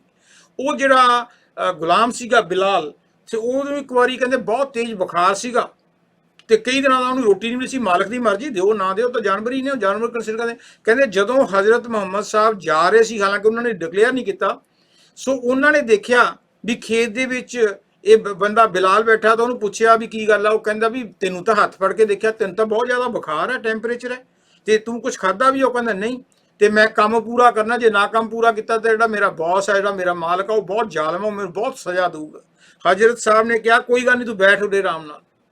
ਉਹ ਆਪ ਜਾ ਕੇ ਉਹਦਾ ਸਾਰਾ ਕੰਮ ਕਰਤਾ ਤੇ ਘਰ ਜਾ ਕੇ ਉਹਨੂੰ ਖਾਣਾ ਵੀ ਖਿਲਾਇਆ। ਤੇ ਦੂਜੇ ਦਿਨ ਫੇਰ ਪੁੱਛਿਆ ਵੀ ਤੈਨੂੰ, ਤੇਰਾ ਕੀ ਹਾਲ ਚਾਲ ਹੈ, ਤੇਰਾ ਕੀ ਹਾਲ ਚਾਲ ਹੈ? ਕਹਿੰਦੇ ਨੇ ਜਦੋਂ ਹਜ਼ਰਤ ਮੁਹੰਮਦ ਸਾਹਿਬ ਨੇ ਡਿਕਲੇਅਰ ਕੀਤਾ ਪੈਗੰਬਰ, ਤਾਂ ਲੋਕਾਂ ਦੇ ਵਿੱਚ ਰੌਲਾ ਪੈ ਗਿਆ ਵੀ ਉਹ ਆਪਣੇ ਆਪ ਨੂੰ ਪੈਗੰਬਰ ਸਮਝਦਾ। ਹਾਂਜੀ, ਸੋ ਉਹ ਲੋਕ ਕੋਈ ਮੰਨਦੇ ਨਹੀਂ ਸੀ। ਉਹ ਕਹਿੰਦੇ ਸੀ ਜਿੰਨੇ ਵੀ ਇੱਥੇ ਮੱਕੇ ਦੇ ਵਿੱਚ ਪੱਥਰ ਨੇ ਉਹਨਾਂ ਦੀ ਪੂਜਾ ਨਹੀਂ ਕਰਨੀ, ਜਿਹੜਾ ਅੱਲਾਹ ਖੁਦਾ ਉਹ ਇੱਕੋ ਹੈ, ਤੇ ਮੈਨੂੰ ਉਹਨਾਂ ਦਾ ਹੁਕਮ ਹੋਇਆ ਕਿ ਮੈਂ ਉਸ ਗੱਲ ਦੀ ਟੀਚਿੰਗਸ ਦਿਆਂ। ਹਾਂਜੀ, ਜਾਂ ਪਰਫੈਕਟ ਮਾਸਟਰ ਕਹਿ ਲਓ, ਪੈਗੰਬਰ ਕਹਿ ਲਓ। ਸੋ ਉਸ ਕਰਕੇ ਜਦੋਂ ਲੋਕਾਂ ਦੇ ਵਿੱਚ, ਮੈਂ 3 ਬੰਦਿਆਂ ਦੇ ਨਾਂ ਲਏ ਹੈ ਵੀ ਉਹਨਾਂ ਨੇ ਐਕਸੈਪਟ ਕੀਤਾ, ਬਾਹਰੇ ਬੰਦੇ ਮੰਨਦੇ ਨਹੀਂ ਸੀਗੇ। ਸੋ ਕਹਿੰਦੇ ਨੇ ਉਹਨੂੰ ਬਿਲਾਲ ਨੂੰ ਵੀ ਆ ਕੇ ਕਿਸੇ ਨੇ ਕਿਹਾ, ਕਹਿੰਦੇ ਉਹ ਬਿਲਾਲ, ਕਹਿੰਦੇ ਤੈਨੂੰ ਪਤਾ ਨਹੀਂ ਹੈ ਉਹ ਜਿਹੜਾ ਹਜ਼ਰਤ ਹੈ ਮੁਹੰਮਦ ਇਵਾਨਾ ਸਮਥਿੰਗ, ਅਬਦੁੱਲ ਉਹਨਾਂ ਦੇ ਫਾਦਰ ਦਾ ਨਾਮ ਸੀ, ਤੇ ਇਵਾਨਾ ਕੋਈ ਸਮਥਿੰਗ ਸੀ, ਅਬਦੁੱਲਾ ਐਂਡ ਆਮਨਾ। ਹਾਂ ਉਹਨਾਂ ਦਾ ਸੀਗਾ, ਕਿਉਂਕਿ ਮੈਨੂੰ ਵੀ ਪ੍ਰੋਨਾਂਸੀਏਸ਼ਨ ਦਾ ਫਰਕ ਹੈ। ਸੋ ਉਹ ਉਸ ਤਰ੍ਹਾਂ ਦਾ ਨਾਮ, ਜਿਵੇਂ ਪਹਿਲਾਂ ਲੜਕੇ ਦਾ ਫਿਰ ਫਾਦਰ ਦਾ ਨਾਮ, ਇਸ ਤਰ੍ਹਾਂ ਮਿਕਸ ਕਰਕੇ ਆਪਣੇ ਵੀ ਅੱਜ ਕੱਲ੍ਹ ਲੋਕ ਲੈਂਦੇ ਨੇ ਇੰਡੀਆ ਦੇ ਵਿੱਚ ਵੀ। ਸੋ ਉਹ ਕਹਿੰਦੇ ਵੀ ਉਹ ਆਪਣੇ ਆਪ ਨੂੰ ਪੈਗੰਬਰ ਦਾ ਰੂਪ ਕਹਿੰਦਾ ਕੌਣ ਹੈ ਵੀ ਬੰਦਾ ਗੁਲਾਮ ਸੀ। ਉਹ ਕਹਿੰਦੇ ਵੀ ਉਹ ਜਿਹੜਾ ਵੀ ਨਾਮ ਪੂਰਾ ਸੀਗਾ ਹਜ਼ਰਤ ਮੁਹੰਮਦ ਅਬਦੁਲ ਨਾਨਾ, ਜੋ ਵੀ ਨਾਮ ਉਹਨਾਂ ਦਾ ਸੀਗਾ ਪੂਰਾ, ਸੌਰੀ ਫॉर दैट। ਸੋ ਉਹ ਕਹਿੰਦਾ ਮੈਂ ਨਹੀਂ, ਮੈਂ ਤੁਹਾਨੂੰ ਬਿਨਾਂ ਦੇਖੀ ਕਹਿਣਾ, ਜੇ ਉਹ ਕਹਿੰਦਾ ਉਹ ਬਿਲਕੁਲ ਸੱਚ ਹੈ। ਉਹ ਕਹਿੰਦਾ ਤੂੰ ਹਾਲੇ ਮਿਲਤਾ ਲੈ ਉਹਨਾਂ ਨੂੰ, ਉਹਨਾਂ ਦੀ ਟੀਚਿੰਗ ਦਾ ਸੁਣਦਾ। ਉਹ ਕਹਿੰਦਾ ਨਹੀਂ, ਮੈਂ ਜਦੋਂ ਉਹਨਾਂ ਨੇ ਡਿਕਲੇਅਰ ਨਹੀਂ ਕੀਤਾ ਸੀ, ਮੈਂ ਉਦੋਂ ਦੇਖਿਆ ਵੀ ਉਹ ਕਿੰਨੇ ਸੱਚੇ ਸੁੱਚੇ ਸਾਫ਼ ਨੇਕ ਪਾਕ ਇਨਸਾਨ ਨੇ। ਜੇ ਉਹ ਕਹਿੰਦੇ ਨੇ, ਗਲਤ ਹੋਣ ਦਾ ਸਵਾਲ ਹੀ ਨਹੀਂ। This is called reputation. ਜਿਹੜੇ ਸੰਤ ਬੰਦੇ ਨੇ, ਪ੍ਰੋਫਿਟ ਬੰਦੇ ਨੇ, ਪੀਰ ਪੈਗੰਬਰ ਬੰਦੇ ਨੇ, ਇੱਕ ਦਿਨ ਚ ਨਹੀਂ ਬੰਦੇ, ਉਹ ਆਪਣੀ ਕਰਨੀ ਦੇ ਕਰਕੇ ਬੰਦੇ ਨੇ। ਸੋ ਇਸ ਕਰਕੇ ਜਿਹੜੀ ਅੱਜ ਸਾਰੀ ਦੁਨੀਆ ਯਾਦ ਕਰਦੀ ਹੈ, ਦੁਨੀਆ ਦੇ ਵਿੱਚ ਸਿਜਦੇ ਕਰਦੀ ਹੈ ਝੁਕ ਝੁਕ ਕੇ। ਸੋ ਜਿਸ ਤਰ੍ਹਾਂ ਆਪਾਂ ਨਮਾਜ਼ ਜਦੋਂ ਪੜ੍ਹਦੇ ਆ ਨਾ, ਉਹਦੇ 4 ਸਟੇਜਸ ਹੁੰਦੀਆਂ ਨੇ। ਮੋਟੇ ਤੌਰ ਤੇ ਪਹਿਲਾਂ ਖੜੇ ਹੋ ਕੇ ਜਿਵੇਂ ਆਪਾਂ ਪੇਸ਼ ਹੁੰਨੇ ਆ, ਇੱਥੇ ਹੱਥ ਰੱਖ ਕੇ ਕਰਦੇ ਆ, ਫਿਰ ਝੁਕ ਕੇ ਕਰਦੇ ਆ ਗੋਡੇ, ਫਿਰ ਆਪਣਾ ਸਿਰ ਜ਼ਮੀਨ ਤੇ ਲਾਉਣੇ ਆ, ਸਿਜਦਾ ਕਰਦੇ ਆ, ਪੂਰੀ ਕਰਦੇ ਆ। ਉਸ ਤੋਂ ਬਾਅਦ ਖੜੇ ਹੋ ਕੇ ਕੀਤੀ ਜਾਂਦੀ ਹੈ, ਇੱਧਰ ਵੀ ਝਾਕਦੇ ਆ, ਉੱਧਰ ਵੀ ਝਾਕਦੇ ਆ। ਸੋ ਦੋਨਾਂ ਪਾਸੇ ਝਾਕ ਕੇ ਵੀ ਅੱਲਾਹ ਚਾਰਿਸ਼ ਪੇਸ਼ ਹੈ, ਪਿੱਛੇ ਵੀ ਹੈ, ਅੱਗੇ ਵੀ ਹੈ, ਸਾਈਡਾਂ ਤੇ ਵੀ ਹੈ। ਅੱਲਾਹ ਇਜ਼ ਐਵਰੀਵੇਅਰ, ਗੋਡ ਇਜ਼ ਓਮਨੀਪ੍ਰੈਜ਼ੈਂਟ, ਇਹ ਪਰਪਸ ਹੈ। ਸੋ ਇਸ ਕਰਕੇ ਮੁਹੰਮਦ ਸਾਹਿਬ ਨੂੰ ਜਿਹੜੀ ਹੈਗੀ ਨਾ, ਉਹ ਐਵੇਂ ਨਹੀਂ ਲੋਕ ਸਿਜਦਾ ਕਰਦੇ। ਸਿਜਦਾ ਕਰਨ ਦਾ ਪਰਪਸ ਹੀ ਇਹ ਹੈ ਵੀ ਉਹਨਾਂ ਨੇ ਆਪਣੀ ਐਗਜ਼ਾਮਪਲਾਂ ਬਣ ਕੇ ਦਿਖਾਈਆਂ ਸੀ। ਸੋ ਇਸ ਤਰ੍ਹਾਂ ਹੀ ਹੁਣ ਤੁਹਾਨੂੰ ਮੈਂ ਇੱਕ ਹੋਰ ਜੇ ਤੁਹਾਨੂੰ ਗੱਲ ਕਰ ਥੋੜੀ ਜਿਹੀ ਮੇਰੇ ਖਿਆਲ ਜੇ ਟਾਈਮ ਬਚਿਆ, ਹਾਲੇ ਦਾ ਟਾਈਮ ਹੈਗਾ ਆਪਣੇ ਕੋਲੇ। ਸੋ ਇਸ ਕਰਕੇ ਮੈਂ ਇਹ ਗੱਲ ਕਹਿਣੀ ਚਾਹੁੰਦਾ ਵੀ ਆਪਾਂ ਨੂੰ ਇੱਕ ਦੂਜੇ ਦੇ ਨਾਲ ਪ੍ਰੇਮ ਦੇ ਨਾਲ ਰਹਿਣਾ ਚਾਹੀਦਾ ਹੈ। ਪ੍ਰੇਮ ਨਾਲ ਰਹੋ, ਪ੍ਰੇਮ ਨਾਲ ਰਹੋਗੇ। ਨਫ਼ਰਤ ਐਵੇਂ ਕਰਦੇ ਹੋ, ਜਿੱਥੇ ਵੀ ਤੁਹਾਨੂੰ ਇੱਕ ਦੂਜੇ ਦੇ ਪ੍ਰਤੀ ਨਫ਼ਰਤ ਕਰਦੇ, ਜਦੋਂ ਅਸੀਂ 4 ਮੁਸਲਿਮ ਇਕੱਠੇ ਹੁੰਦੇ ਨੇ, 4 ਹਿੰਦੂ ਇਕੱਠੇ ਹੁੰਦੇ, ਅਸੀਂ ਇੱਕ ਦੂਜੇ ਨਾਲ, ਇੰਡੀਆ ਦੇ ਵਿੱਚ ਦੇਖ ਲਓ ਕਿੰਨਾ ਹੋ ਰਿਹਾ, ਪਾਕਿਸਤਾਨ 'ਚ ਕਿੱਥੇ, ਦੁਨੀਆ 'ਚ ਨਫ਼ਰਤ ਕਰੀਏ ਨੇ। ਜਦੋਂ ਕਿ ਇੱਕ ਪਾਸੇ ਅਸੀਂ ਮੰਨਦੇ ਹਾਂ ਕਿ ਉਸ ਪਰਮਾਤਮਾ ਨੇ, ਉਸ ਅੱਲਾ ਨੇ, ਉਸ ਵਾਹਿਗੁਰੂ ਨੇ ਸਾਨੂੰ ਸਾਰਿਆਂ ਨੂੰ ਪੈਦਾ ਕੀਤਾ ਹੈ, ਔਰ ਅਸੀਂ ਉਸੇ ਢੰਗ ਨਾਲ ਮਰ ਜਾਣਾ, ਉਸੇ ਢੰਗ ਨਾਲ ਸਾਹ ਲੈਂਦੇ ਹਾਂ, ਉਸੇ ਢੰਗ ਨਾਲ ਖਾਂਦੇ ਹਾਂ, ਉਸੇ ਤਰ੍ਹਾਂ ਹੀ ਸਾਡੇ ਲੱਤਾਂ ਨੇ, ਬਾਹਾਂ ਨੇ, ਸਾਰਾ ਕੁਝ ਹੈ। ਸੋ ਫਿਰ ਅਸੀਂ ਇੱਕ ਦੂਜੇ ਨੂੰ ਨਫ਼ਰਤ ਕਿਉਂ ਕਰਦੇ ਹਾਂ? ਸਾਨੂੰ ਬਿਲਕੁਲ ਵੀ ਨਫ਼ਰਤ ਨਹੀਂ ਕਰਨੀ ਚਾਹੀਦੀ, ਸਗੋਂ ਸਾਨੂੰ ਸਮਝਣਾ ਚਾਹੀਦਾ ਹੈ। ਜਿਹੜੇ ਬੰਦੇ ਇਹ ਦੀਵਾਰਾਂ ਲਗਾ ਲੈਂਦੇ ਨੇ ਨਾ ਵੀ ਉਹ ਸਾਡੇ ਧਰਮ 'ਚ ਨਹੀਂ ਆ ਸਕਦਾ, ਸਾਡੇ ਮੰਦਿਰ 'ਚ ਨਹੀਂ ਜਾ ਸਕਦਾ, ਅਸੀਂ ਮਾਜੇ 'ਚ ਨਹੀਂ ਜਾ ਸਕਦੇ, ਆਪਾਂ ਨੂੰ ਜਾਣ ਦੀ ਲੋੜ ਹੀ ਨਹੀਂ। ਘਰੇ ਬੈਠ ਕੇ ਤੁਸੀਂ ਪੜ੍ਹੋ। ਜਦੋਂ ਤੁਸੀਂ ਪੜ੍ਹੋਗੇ, ਧਿਆਨ ਨਾਲ ਸਮਝੋਗੇ, ਫਿਰ ਤੁਹਾਨੂੰ ਪਤਾ ਲੱਗੂਗਾ ਵੀ ਇਹ 9 ਵੱਖੋ ਵੱਖਰੇ ਨੇ। ਜਿਸ ਤਰ੍ਹਾਂ 4-5 ਫਰੈਂਡ ਡਿਫਰੈਂਟ ਕਹਿੰਦੇ ਨੇ ਸਟੇਟਸ ਤੇ ਇਕੱਠੇ ਹੋ ਗਏ, ਉਹਨਾਂ ਨੇ ਕਿਹਾ ਵੀ ਆ ਜ਼ਮੀਨ ਆਪਾਂ ਬਾਏ ਕਰ ਲਈ ਤੇ ਇਹਦੇ ਵਿੱਚ ਆਪਾਂ ਫਸਲ ਬੀਜਣੀ ਹੈ, ਤੇ ਤਾਂ ਕਿ ਆਪਣਾ ਸੋਰਸ ਆਫ ਇਨਕਮ ਬਣੇ। ਜਦੋਂ ਉਹਨਾਂ ਨੇ ਸੋਚਿਆ ਵੀ ਫਸਲ ਬੀਜਣੀ ਹੈ, ਤੇ ਪਹਿਲਾਂ ਕੋਈ ਬੰਦਾ ਪੰਜਾਬੀ ਸੀਗਾ, ਉਹ ਪੰਜਾਬੀ ਨੂੰ ਕਹਿੰਦਾ ਵੀ ਹਾਂ ਇਹਦੇ ਵਿੱਚ ਆਪਾਂ ਜ਼ਮੀਨ 'ਚ ਕੀ ਬੀਜੀਏ? ਉਹ ਕਹਿੰਦਾ ਕਣਕ ਬੀਜਣੀ ਹੈ। ਹਰਿਆਣੇ ਵਾਲਾ ਕਹਿੰਦਾ ਨਹੀਂ ਕਣਕ ਨਹੀਂ ਬੀਜਣੀ, ਇੱਥੇ ਤਾਂ ਆਪਾਂ ਗੇਹੂੰ ਬੀਜਾਂਗੇ। ਉਹ ਫਿਰ ਯੂਪੀ ਵਾਲਾ ਬੋਲ ਪਿਆ, ਉੱਤਰ ਪ੍ਰਦੇਸ਼ ਵਾਲਾ, ਉਹ ਕਹਿੰਦਾ ਗੇਹੂੰ ਕਿਵੇਂ ਬੀਜਾਂਗੇ, ਇੱਥੇ ਤਾਂ ਗੰਦਮ ਬੀਜਾਂਗੇ। ਤੇ ਉਹਨਾਂ ਦਾ ਕੋਈ ਦੋਸਤ ਉੱਥੋਂ ਤਾਮਿਲਨਾਡੂ ਦਾ ਸੀ, ਜਿਹਨੂੰ ਅੰਗਰੇਜ਼ੀ ਆਉਂਦੀ ਸੀ, ਉਹ ਕਹਿੰਦਾ ਗੰਦਮ ਕੋਈ ਨਹੀਂ, ਆਪਾਂ ਤਾਂ ਵੀਟ ਬੀਜਾਂਗੇ। ਉਹ ਲੜ ਪਏ, ਨਹੀਂ ਅਸੀਂ ਨਹੀਂ, ਜਗ੍ਹਾ ਲਈ ਸੀ ਉਹਨਾਂ ਨੇ ਸਾਂਝੀ, ਬੀਜਣਾ ਤਾਂ ਇੱਕੋ ਜ਼ਮੀਨ 'ਚ ਇੱਕੋ ਚੀਜ਼ ਸੀਗੀ। ਇੰਨੇ ਨੂੰ ਕੋਈ ਸੰਤ ਮਹਾਤਮਾ ਆਏ, ਉਹਨਾਂ ਨੇ ਦੇਖਿਆ ਲੜੀ ਜਾਂਦੇ, ਉਹ ਕਹਿੰਦੇ ਬੇਟਾ ਤੁਸੀਂ ਲੜਦੇ ਕਿਉਂ? ਕਹਿੰਦੇ ਜੀ ਗੱਲ ਇਹ ਹੈ ਵੀ ਅਸੀਂ ਲਈ ਹੈ ਜ਼ਮੀਨ ਸਾਂਝੀ, ਹੁਣ ਇਹਨੂੰ ਜ਼ਮੀਨ ਦੇ ਵਿੱਚ ਅਸੀਂ ਸੋਚਿਆ ਸੀ ਵੀ ਇੱਕ ਚੀਜ਼ ਬੀਜਾਂਗੇ ਅਸੀਂ, ਤੇ ਉਤੋਂ ਜਿਹੜੀ ਫਸਲ ਹੋਊਗੀ ਉਹਦੇ ਨਾਲ ਸਾਡੀ ਇਨਕਮ ਹੋਊਗੀ ਤੇ ਅਸੀਂ ਆਪਣੀ ਲਿਵਲੀਹੁੱਡ ਚੱਲਾਊਗੀ। ਤੇ ਆਹ ਜਿਹੜਾ ਪੰਜਾਬੀ ਹੈ, ਇਹ ਕਹਿੰਦਾ ਮੈਂ ਕਣਕ ਬੀਜਣੀ ਹੈ, ਉਹ ਕਹਿੰਦਾ ਹਰਿਆਣੇ ਵਾਲਾ ਕਹਿੰਦਾ ਮੈਂ ਗੇਹੂੰ ਬੀਜਣਾ, ਯੂਪੀ ਵਾਲਾ ਕਹਿੰਦਾ ਮੈਂ ਗੰਦਮ ਬੀਜਣਾ, ਤੇ ਉਹ ਜਿਹੜਾ ਸ਼੍ਰੀਲੰਕਾ ਜਿਹਾ ਵਾਲਾ ਇਹ ਕਹਿੰਦਾ ਮੈਂ ਵੀਟ ਬੀਜਣੀ ਹੈ। ਕਹਿੰਦਾ ਐ ਪੰਜੇ ਚੀਜ਼ਾਂ ਕਿਵੇਂ ਬੀਜਾਂਗੇ? ਉਹ ਸੰਤ ਮਹਾਤਮਾ ਸਿਆਣੇ ਸੀਗੇ, ਉਹ ਕਹਿੰਦੇ ਐਂ ਕਰੋ, ਤੁਸੀਂ ਜਾ ਕੇ ਆਪਣੀ ਮੁੱਠੀ ਭਰ ਕੇ, ਜਿਹੜੀ ਤੂੰ ਕਹਿੰਦਾ ਕਣਕ ਲਿਆ, ਤੂੰ ਗੇਹੂੰ ਲਿਆ, ਤੂੰ ਗੰਦਮ ਲਿਆ, ਤੂੰ ਵੀਟ ਲਿਆਓ, ਆਪਾਂ ਦੇਖੀਏ ਕੀ ਚੀਜ਼ ਹੈ, ਕੀ ਫਰਕ ਹੈ। ਜਦੋਂ ਉਹਨਾਂ ਨੇ ਪੰਜਾਂ ਨੇ ਲਿਆਈ ਤੇ ਥੱਲੇ ਰੱਖੀ, ਉਹ ਕਹਿੰਦੇ ਤੇ ਯਾਰ ਇੱਕੋ ਹੀ ਗੱਲ ਹੈ। ਫਿਰ ਉਹਨਾਂ ਨੂੰ ਸਮਝ ਆਈ ਵੀ ਚਾਹੇ ਇਹਨੂੰ ਕਣਕ ਕਹੋ, ਚਾਹੇ गेहूं कहो, ਚਾਹੇ गंदम कहो, ਚਾਹੇ ਵੀਟ कहो, ਗੱਲ ਇੱਕੋ ਹੀ ਹੈ। ਇਸੇ ਤਰ੍ਹਾਂ ਹੀ ਪਰਮਾਤਮਾ ਦੇ ਜਿਹੜੇ ਲੱਖਾਂ ਕਰੋੜਾਂ ਨਾਮ ਨੇ, ਇਹ ਪਿਆਰ ਦੀ ਗੱਲ ਹੈ। ਪਰਮਾਤਮਾ ਕਹਿੰਦੇ ਨੇ ਪਿਆਰ ਨੂੰ, ਜੇ ਪਿਆਰ ਨਹੀਂ ਤਾਂ ਫਿਰ ਨਾਮ ਦੇ ਵਿੱਚ ਕੋਈ ਨਹੀਂ। ਮਾਂ ਜਿਹੜੀ ਹੁੰਦੀ ਹੈ, ਥਿੰਕ ਅਬਾਊਟ ਮਦਰ ਕਦੇ ਆਪਣੇ ਬੱਚੇ ਨੂੰ ਕਹਿੰਦੇ ਨੋਨੀ ਚੋਚੋ, ਕਦੇ ਕਹਿੰਦੀ ਕਾਲਾ ਜਾਂ ਭੈੜਾ ਸ਼ਰਾਰਤੀ, ਥੱਪੜ ਮਾਰੂ, ਉਹ ਕਰੂੰ ਬਾ ਕਰੂੰ, ਇਹ ਕੋਈ ਮਾਰਦੇ ਨੇ? ਸਗੋਂ ਨਾਲੇ ਜੱਫੀ ਪਾਉਣੇ, ਲਿਬੜਿਆ ਜਾਂ ਹੁੰਦਾ ਜਵਾਕ, ਪਿਸ਼ਾਬ ਵੀ ਕੀਤਾ ਹੁੰਦਾ, ਪੋਟੀ ਵੀ ਕਰਦਾ ਹੁੰਦਾ, ਫਿਰ ਵੀ ਚੱਕ ਕੇ ਮਾਂ ਨੂੰ ਆਪਣੇ ਸੀਨੇ ਨਾਲ ਲਾਦੀ ਹੈ। ਕੀ ਮਤਲਬ? ਕਿ ਉਹਦਾ ਪਿਆਰ ਹੈ। ਸੋ ਜਿੱਥੇ ਵੀ ਪਿਆਰ ਹੋ, ਜਿਨ ਪ੍ਰੇਮ ਕੀਓ ਤਿਨ ਹੀ ਪ੍ਰਭੂ ਪਾਇਓ। ਪਿਆਰ ਦੀ ਵੈਲਿਊ ਹੈ। ਜੇ ਅਸੀਂ ਨਫ਼ਰਤ ਲੈ ਕੇ ਜਾਵਾਂਗੇ ਨਾ ਸਾਡਾ ਫਾਇਦਾ ਹੋਣਾ, ਨਾ ਅਸੀਂ ਕਿਸੇ ਦਾ ਫਾਇਦਾ ਹੋਣਾ। ਜਿਸ ਤਰ੍ਹਾਂ ਆਏ ਸੀਗੇ ਲਿਬੜੇ ਜੇ, ਉਸ ਤਰ੍ਹਾਂ ਗੰਦੀ ਦੇ ਨਾਲੇ ਬਣ ਕੇ ਅਸੀਂ ਚਲੇ ਜਾਣਾ।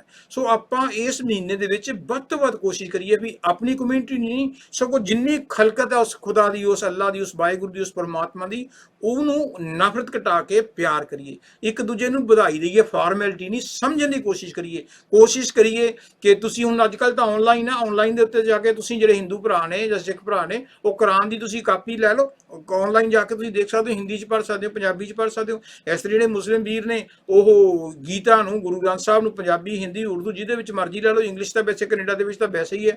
ਸੋ ਮੈਂ ਤਾਂ ਕੋਸ਼ਿਸ਼ ਇਹ ਕੈਨੇਡਾ ਜਿੰਨੇ ਕੁ ਮੈਨੂੰ ਸਰੋਤੇ ਸੁਣਦੇ ਨੇ 2 4 5 10 50, ਮੈਂ ਤਾਂ ਇਹ ਕੋਸ਼ਿਸ਼ ਕੀਤੀ ਹੈ ਕਿ ਇਹਨਾਂ ਦੇ ਵਿੱਚ ਇਤਫਾਕ ਪੈਦਾ ਹੋਵੇ, ਪਿਆਰ ਪੈਦਾ ਹੋਵੇ। ਜੇ ਪਿਆਰ ਪੈਦਾ ਹੋ ਗਿਆ ਤੇ ਫਿਰ ਤਾਂ ਆਪਾਂ ਕੰਮ ਕਰ ਲਿਆ ਪੂਰਾ। ਫਿਰ ਤਾਂ ਮਾਲਕ ਤਾਂ ਇਹੀ ਤਾਂ ਸਾਨੂੰ ਸਿਖਾਉਂਦਾ ਕਿ ਆਪਾਂ ਪਿਆਰ ਪੈਦਾ ਕਰੀਏ, ਕੋਸ਼ਿਸ਼ ਕਰੀਏ ਆਪਣਾ ਜਿੰਨੀ ਕੁ ਤਿਲ ਫੁੱਲ ਵੀ ਹੋ ਸਕਦੀ ਹੈ ਨਾ, ਜਿੱਥੇ ਵੀ ਬੈਠੀਏ ਨਫ਼ਰਤ ਘਟਾਉਣ ਦੀ। ਕੋਈ ਇਹੋ ਜਿਹੀ ਗੱਲ ਨਾ ਕਰੀਏ ਜਿਹਦੇ ਨਾਲ ਨਫ਼ਰਤ ਪੈਦਾ ਹੋਵੇ, ਸਗੋਂ ਅਜਿਹੀ ਗੱਲ ਕਰੀਏ ਜਿਹਦੇ ਨਾਲ ਪਿਆਰ ਪੈਦਾ ਹੋਵੇ। ਜਦੋਂ ਪਿਆਰ ਪੈਦਾ ਹੋ ਗਿਆ ਫਿਰ ਕਿਸੇ ਨੇ ਜਾਤ ਪਾਤ ਨਹੀਂ ਦੇਖਣੀ। ਇਹ ਐਵੇਂ ਇੱਕ ਭੁਲੇਖਾ ਬਣਾਇਆ ਹੋਇਆ ਵੀ ਲਓ ਜੀ ਉਹਦਾ ਜੀ ਸਰਦਾਰ ਸੀ, ਉਹਨੇ ਮੁਸਲਮਾਨ ਨਾਲ ਵਿਆਹ ਕਰਾ ਲਿਆ, ਉਹ ਮੁਸਲਮਾਨ ਨਹੀਂ ਸੀ, ਉਹਨੇ ਸਰਦਾਰ ਨਾਲ ਵਿਆਹ ਕਰਾ ਲਿਆ। ਕਿਉਂ ਜੀ? ਕੀ ਫਰਕ ਹੈ?